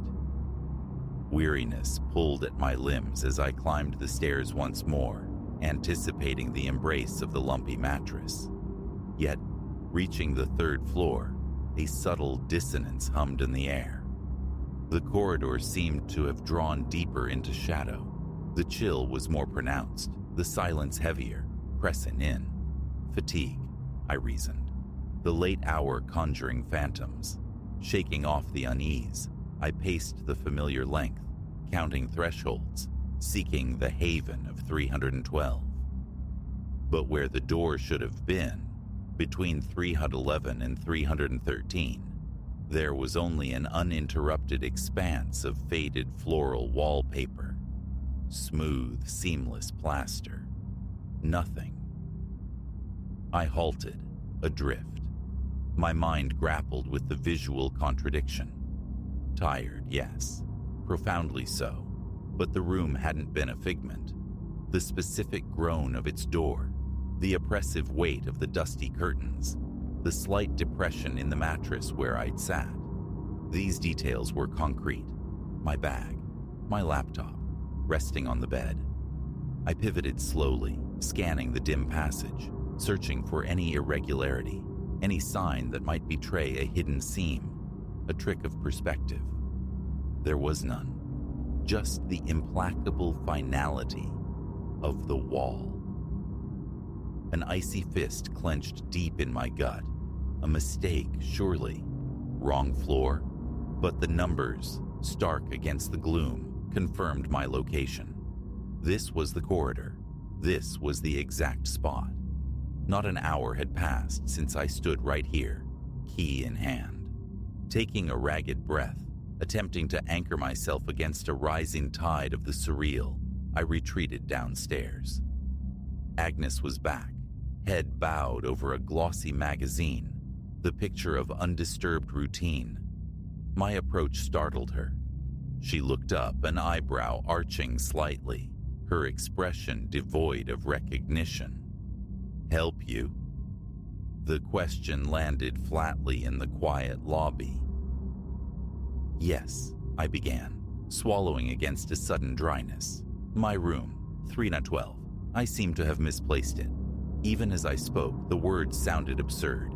She regarded me with a steady, unnerving calmness. "Room 312, she echoed, a faint crease appearing between her brows. "That's right."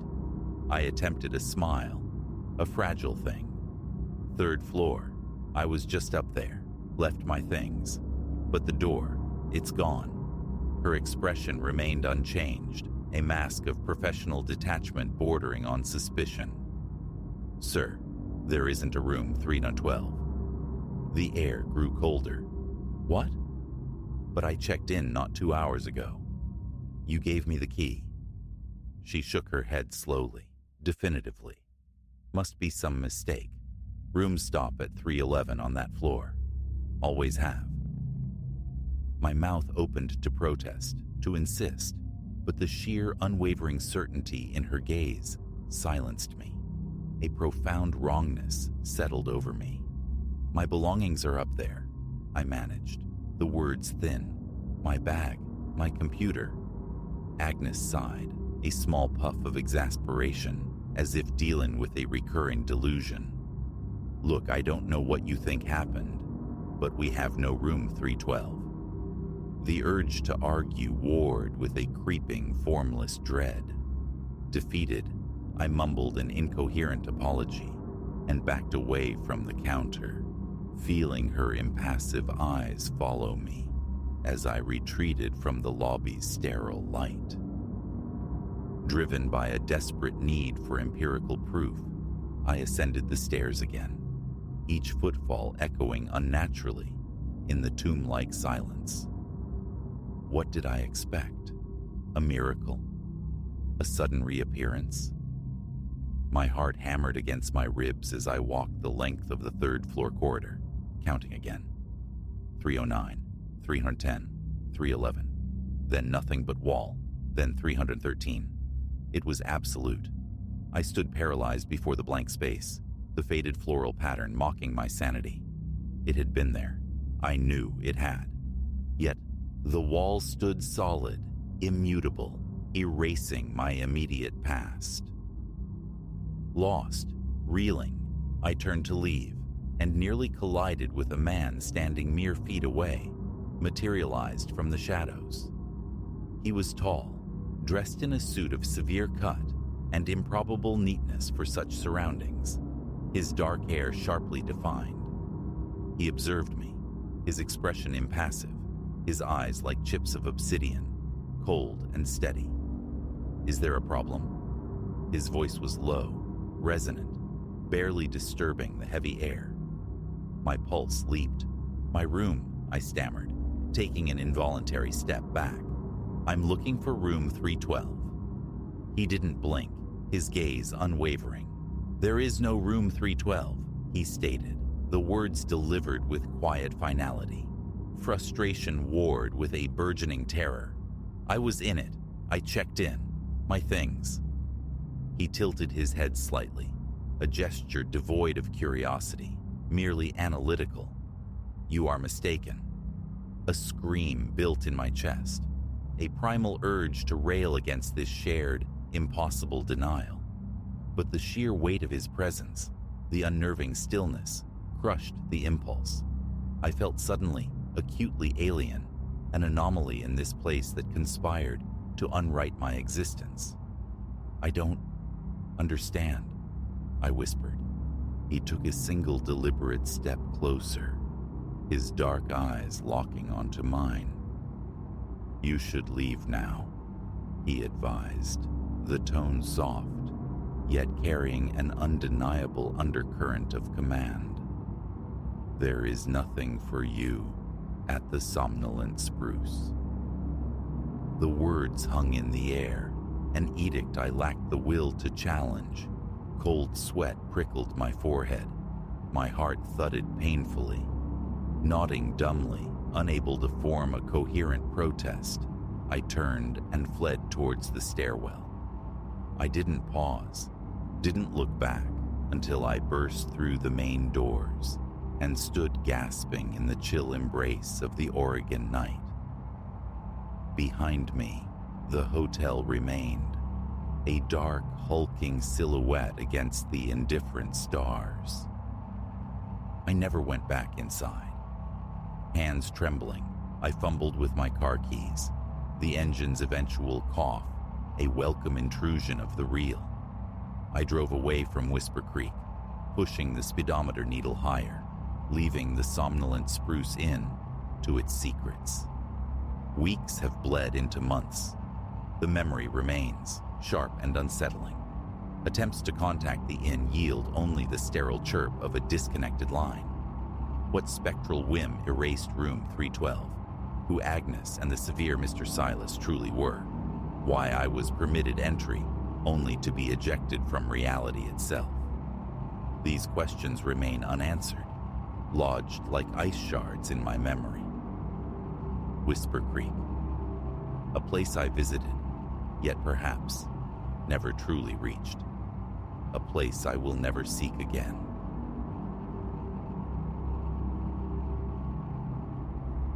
The lock yielded with a muted thud, a whisper of oiled metal.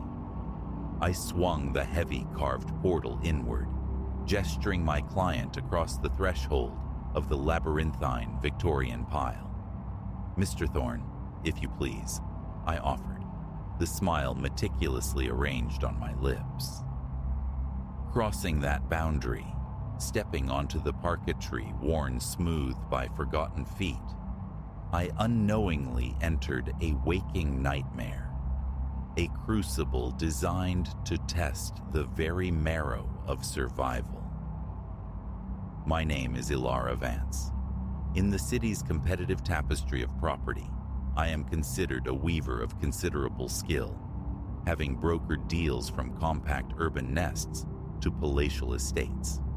Yet this house, this brooding colossus on the city's fraying edge, was an entity unto itself. Years it had languished, a spectral presence on the market, its price dwindling like hope as successive owners capitulated to its decay. Within its shadowed grandeur, however, I perceived a dormant potential, a challenge I felt uniquely poised to conquer. Mr. Silas Thorne was the final flickering candle in a long-dimmed room. His inquiry arrived unheralded, a digital missive expressing keen interest despite the property's notoriety. An unsettling specimen, Thorne. Gaunt, towering, with eyes like chips of obsidian, and a smile that never quite thawed the glacial landscape of his face. But in the current drought of the market, discernment was a luxury, and the siren song of commission was strong. The foyer greeted us with the cloying perfume of disuse, an aroma thick with dust and neglect. Motes waltzed lethargically in the weak shafts of sunlight piercing the grime-kissed windows. Mr. Thorne drew a long, slow breath, almost reverently. "Ah, Miss Vance." His voice resonated, swallowed and returned by the cavernous space. "It exceeds even my expectations." I commenced the well-rehearsed litany, the provenance of the structure, its singular architectural flourishes, guiding him through a succession of echoing chambers.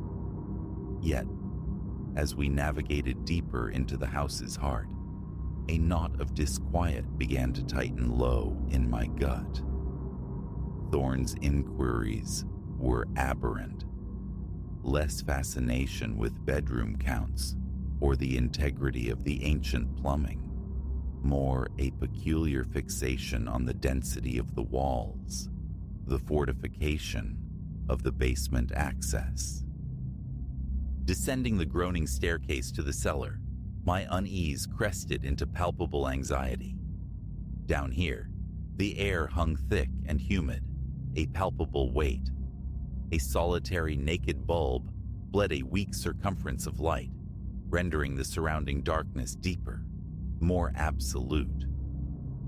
And this, I managed, striving for vocal equilibrium, serves as the wine cellar. Quite substantial, you'll note. Thorne's long fingers traced the rough-hewn stone of the walls, a look akin to profound satisfaction settling on his features. Indeed, substantial, and the walls, one presumes, are suitably thick. Soundproof, perhaps, Ice feathered down my spine. "Mr. Thorne, I'm uncertain I comprehend." The sharp retort of splintering timber severed my sentence. We both pivoted. The cellar door slammed shut with violent finality. An instant later, the chilling metallic snick of a lock engaging echoed in the sudden, profound silence. For a suspended heartbeat, we stood frozen. Then, a sound began, low in Thorne's chest, a sepulchral laugh that sluiced through my veins like ice water. "Oh, Miss Vance," he murmured, turning fully towards me. The veneer of the prospective buyer had evaporated, leaving behind a raw, vulpine smile. "You possess no inkling of the duration of my anticipation." Instinct propelled me backward, my heart a frantic drum against my ribs. "Mr. Thorne, what is this? This ceases to be amusing." He advanced, unhurried, elongating the moment, feeding on the scent of my fear. "But it is amusing, profoundly so. You see, I've observed you for weeks, learned your rhythms, your patterns, identified you as the perfect conduit to bring me here, to this exquisite isolation." My retreat met the unyielding clamminess of the stone wall. Trapped. The horror bloomed, cold and suffocating. Why? The word tore from my throat ragged. "What is it you want?" His smile stretched wider, predatory. "Why you, Ilara Vance? And this magnificent sequestered stage where your screams will be mere whispers, lost to the indifferent stone." Terror threatened to engulf me, a black tide.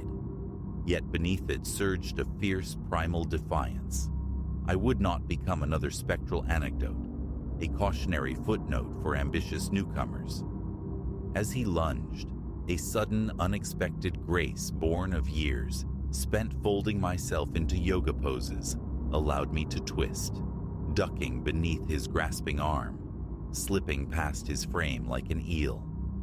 I bolted for the stairs, consuming them in twos, the sound of his curses and heavy, pursuing footfalls, a terrifying percussion, behind me. The cellar door handle met my frantic yanking with immutable resistance. Panic clawed, but I shoved it down, forcing clarity. This house, I knew its bones, its hidden arteries. There had to be another egress. I fled through the cavernous kitchen, snatching a weighty cast-iron skillet from its hook. A meager shield, yet better than bare hands. Thorne's steps thudded closer, echoing through the empty halls, gaining with each frantic beat of my heart.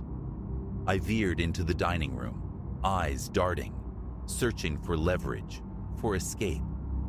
The vast bay window, a murky eye gazing onto the overgrown grounds, beckoned.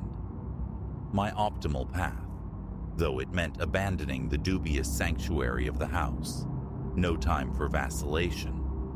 Hoisting the skillet, I flung it with every iota of strength against the glass. It imploded with a deeply gratifying concussion. Without pause, I hurled myself through the jagged aperture, feeling shards rake my clothes, bite into my skin. I landed hard on the tangled lawn, the impact expelling the air from my lungs in a painful whoosh. Adrenaline, though, was a potent accelerant. I scrambled upright in seconds, sprinting towards the distant wrought iron gates, marking the property's edge. A bellow of pure fury erupted behind me. A backward glance, risked in panic, revealed Thorne framed in the shattered window, his face a mask of incandescent rage. He vaulted through the opening, displaying a startling nimbleness that belied his frame. I drove my legs harder, lungs searing, the vast expanse of lawn stretching before me like an eternity. The gates swam into focus, my car a small metallic promise just beyond them. If only I could reach it. A hand clamped around my ankle like a manacle. I crashed down, the impact jarring. Instantly, Thorn was upon me, his weight subjugating me, pressing me into the damp earth. His hands found my throat, constricting with terrifying, deliberate force. "You ought to have complied," he rasped, his face inches from mine, breath hot and foul. "Now I shall need to procure alternative amusement." Black constellations bloomed at the periphery of my vision as I fought for breath, a futile struggle against his crushing grip. My free hand flailed in the overgrown grass, fingers scrabbling, desperate for purchase, for a weapon. They closed around something solid, cold, a fist-sized stone, relic of some forgotten landscaping effort. Summoning the last dregs of fading strength, I swung it upward, connecting with the side of Thorn's skull. A guttural grunt escaped him. His grip slackened fractionally, allowing a precious, ragged gasp of air. I struck again, harder. He rolled off me with a choked cry, clutching his head. I clambered to my feet, swaying, the world tilting violently, but I wouldn't succumb. I staggered towards the gates, fumbling in my pocket, fingers numbly seeking keys. Behind me, Thorn was stirring, his curses escalating as he registered my escape. I reached the car just as he launched himself across the remaining lawn, a figure propelled by thwarted malice. My hands were tremulous, the key refusing to align with the lock. "Engage, engage," I muttered, gaze flicking between the stubborn mechanism and the rapidly closing madman. The lock finally yielded with a click. I wrenched the door open, collapsing inside, slamming it shut even as I twisted the ignition. The engine roared to life. Thorn reached the vehicle as I jammed the gear stick into reverse. His fists hammered against the driver's side window. The glass crazed into a spiderweb beneath the onslaught, but miraculously held. I stomped on the accelerator. Tires screamed protest on the asphalt as I peeled away from the curb. In the rearview mirror, his figure diminished rapidly, standing desolate in the center of the road, enraged shouts swallowed by the distance and the frantic thumping of my own heart. I drove for hours, directionless, a live wire of adrenaline and terror, unable to face home, nor the sterile calm of a police station. Eventually, under the fluorescent glare of a 24-hour diner's parking lot, my hands still vibrating with residual shock, I stopped. I sat motionless for a long interval, the events replaying, fragmented and surreal. Then the dam broke. The sheer gravity of my proximity to oblivion struck with physical force, unleashing a deluge of ragged sobs. So close, so terribly close to becoming another statistic, another grim headline. But I hadn't. I had fought. I had survived. As the first tentative strokes of dawn painted the eastern horizon, a fragile composure returned, sufficient to navigate the streets to the police precinct. The officers listened with professional empathy as I recounted the ordeal, their assurances of pursuit and justice offering a thin balm. In the ensuing days, I started at phantoms, flinched from sudden noises. The career I had meticulously built, once a source of pride, now felt mined with potential menace. Each showing, each new client interaction, shimmered with latent danger. Yet, as weeks bled into months and Silas Thorne remained an elusive shadow, I refused to cede my life to fear's dominion. I enrolled in self-defense courses. My home, my car, became fortresses bristling with state-of-the-art security. Vigilance became my unwelcome but necessary companion. Client screenings became rigorous, intuitive. Incrementally, painstakingly, I began to reclaim the stolen territory of my safety, myself. The experience had irrevocably altered the landscape of my inner world. Yet, not all transformations are destructive. From the crucible, I had unearthed a resilience, a core of strength previously unimagined. I had stared into the abyss of my deepest fear and emerged, scarred but whole. Now, standing before a new listing, poised to meet a prospective buyer, I drew a slow, deliberate breath. Fear remained, a constant low hum beneath the surface, but beside it resonated a newfound adamantine resolve.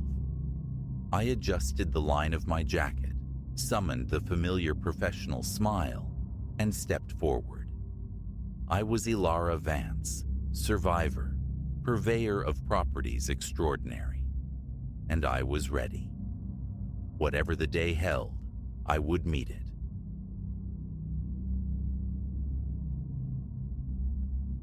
The nib of my fountain pen hung suspended above the crisp, empty page, a silver predator awaiting the scent of revelation.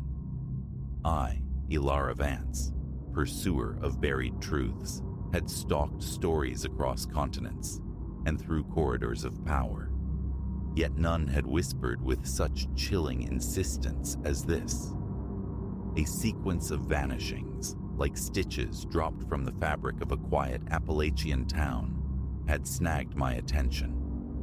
I resolved to unravel the thread, oblivious that it led not to clarity, but into an abyss where sanity frayed and horrors breathed.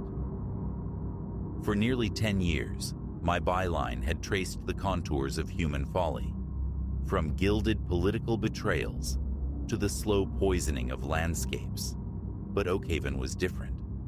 6 souls spirited away within a year, leaving behind only bewildered whispers in this hamlet cradled by ancient mountains. The local constabulary groped in the dark. A miasma of fear thickened the air.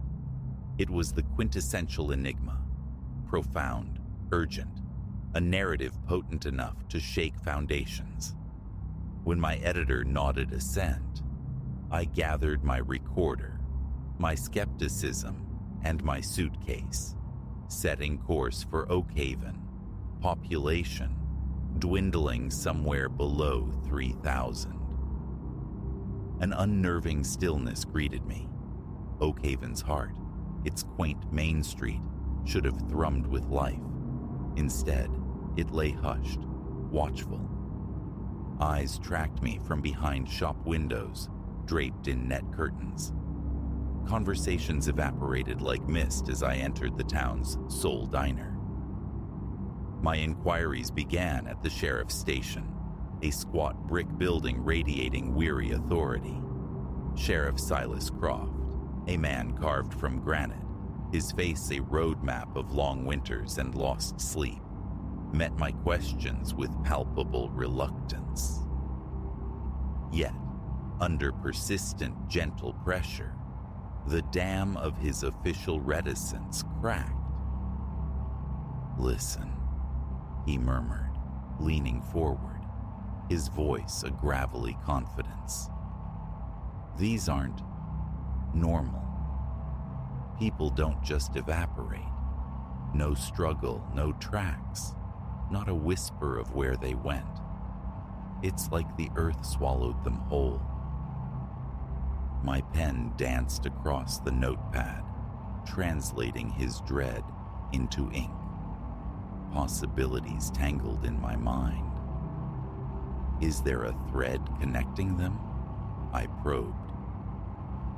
Croft shook his head, the gesture heavy with futility. Nothing solid. Different walks of life, different ages. Only this. He hesitated. They all disappeared near Whisperwood. Whisperwood. The name itself seemed to coil in the air, a sibilant warning. An involuntary tremor traced my spine, inexplicable yet undeniable. Offering thanks, I departed, the forest now looming large in my investigation. It formed a dense, brooding rampart at the town's edge, a sea of primeval trees stretching towards an indifferent sky. Standing at its threshold, the distinct sensation of being observed prickled my skin. Shadows writhed with unseen life, and the wind, sighing through the branches, seemed to carry fragmented, unintelligible murmurs. Days bled into one another as I navigated the currents of local reticence. Fear had sealed many lips, but fragments emerged from the cracks. Spectral lights flickering deep within the woods, disembodied chanting drifting on the night air, cautionary tales of those who ventured into Whisperwood and were consumed by its silence. One evening, immersed in my notes within the sterile confines of my motel room, a sharp rap echoed on the door. An elderly woman stood there, her eyes wide, reflecting a frantic terror. "You must leave," she rasped, her voice thin as cobwebs. "You're digging. It stirs them. You'll bring ruin upon us all." Before comprehension could dawn, she pressed a crumpled piece of parchment into my palm and vanished back into the twilight. My fingers, suddenly unsteady, smoothed the paper. A crudely drawn map of Whisperwood lay revealed, a single location marked with a stark red X. Prudence screamed for the authorities, for handing over this cryptic guide and retreating to safety. But the core of me, the relentless seeker fueled by the intoxicating thrill of discovery, refused to yield. I had to witness the truth with my own eyes.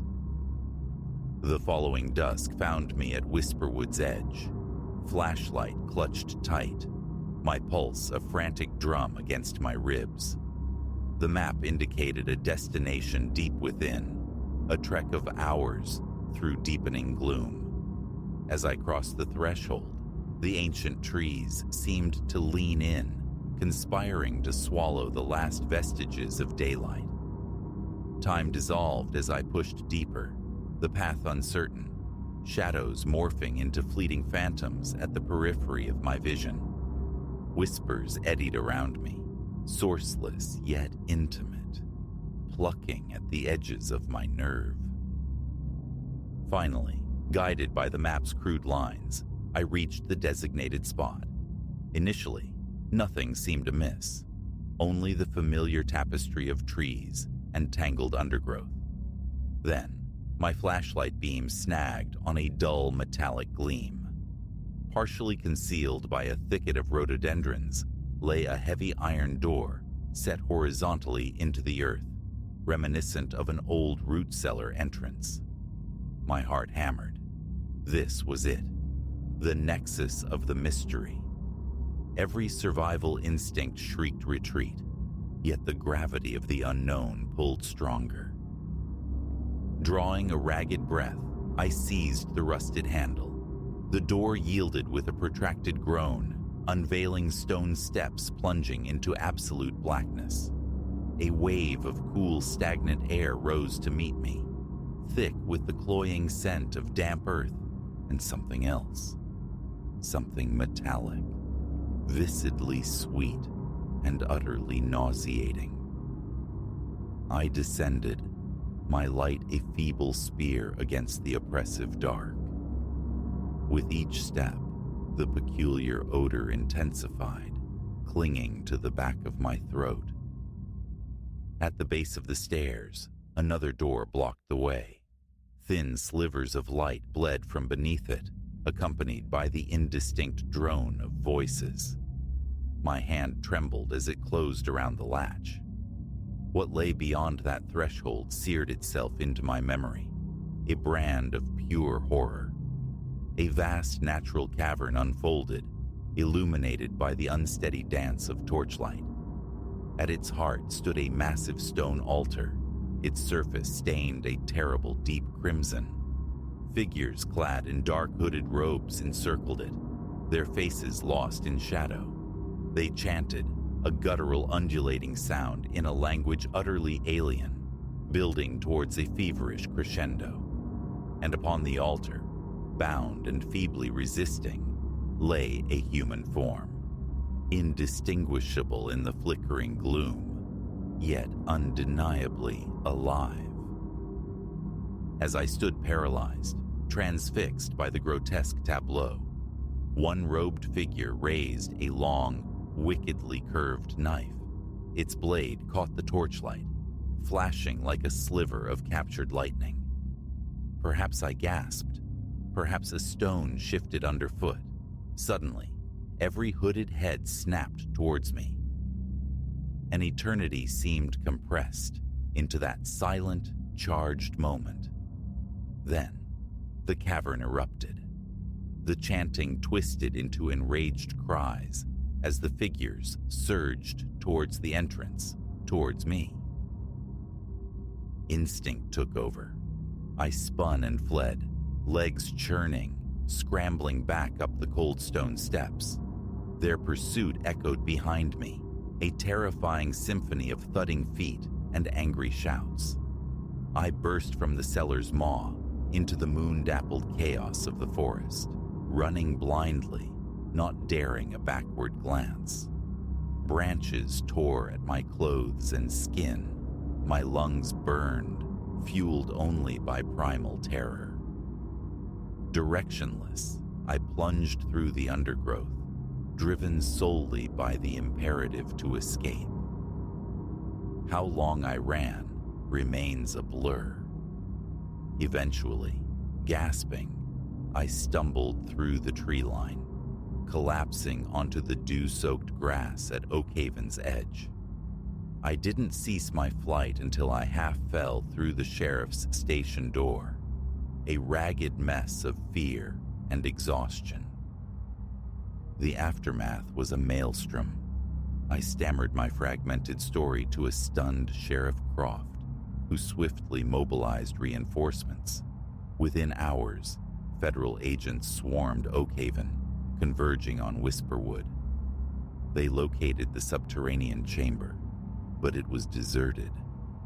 The cultists, along with their captive, had dissolved back into the shadows, leaving only the ominous stains on the altar as silent testimony to the rites performed there.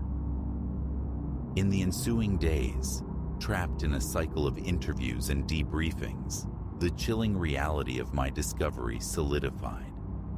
The disappearances, the spectral lights, the whispers on the wind, all threads leading back to this hidden sect. Their history, the true number of their victims, remained shrouded in terrifying ambiguity. My expose ignited a national firestorm. Headlines screamed, "Reporter exposes ritualistic cult in Appalachian town." Accolades should have followed, a sense of triumph. Instead, a cold dread settled deep within my bones, a secret I hadn't shared with the authorities, a truth I scarcely dared acknowledge, even to myself. In that heart-stopping instant within the cavern, as the hooded figures turned, one face had momentarily caught the light, a fleeting glimpse, yet etched indelibly in my mind. Beneath one of those hoods, I had seen the weathered features of Sheriff Silas Croft. I fled Oakhaven as soon as permissible, but the town and the woods clung to me. Some nights when the wind sighs just so, I fancy I hear distant chanting. Shadows in dimly lit rooms seem to coalesce into robed figures. I dismiss it as trauma, the mind's echo of terror. Yet, a deeper certainty persists. The cult endures. They are out there, watching, waiting. And one day, perhaps, they will seek retribution. For I have glimpsed their hidden world, unearthed their secret patriarch, and in doing so, may have irrevocably marked myself for the darkness.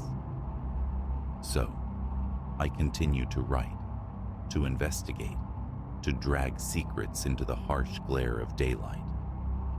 Truth is the only weapon I possess, and perhaps, just perhaps, by wielding it relentlessly, I can keep the encroaching shadows forever nipping at my heels, at bay.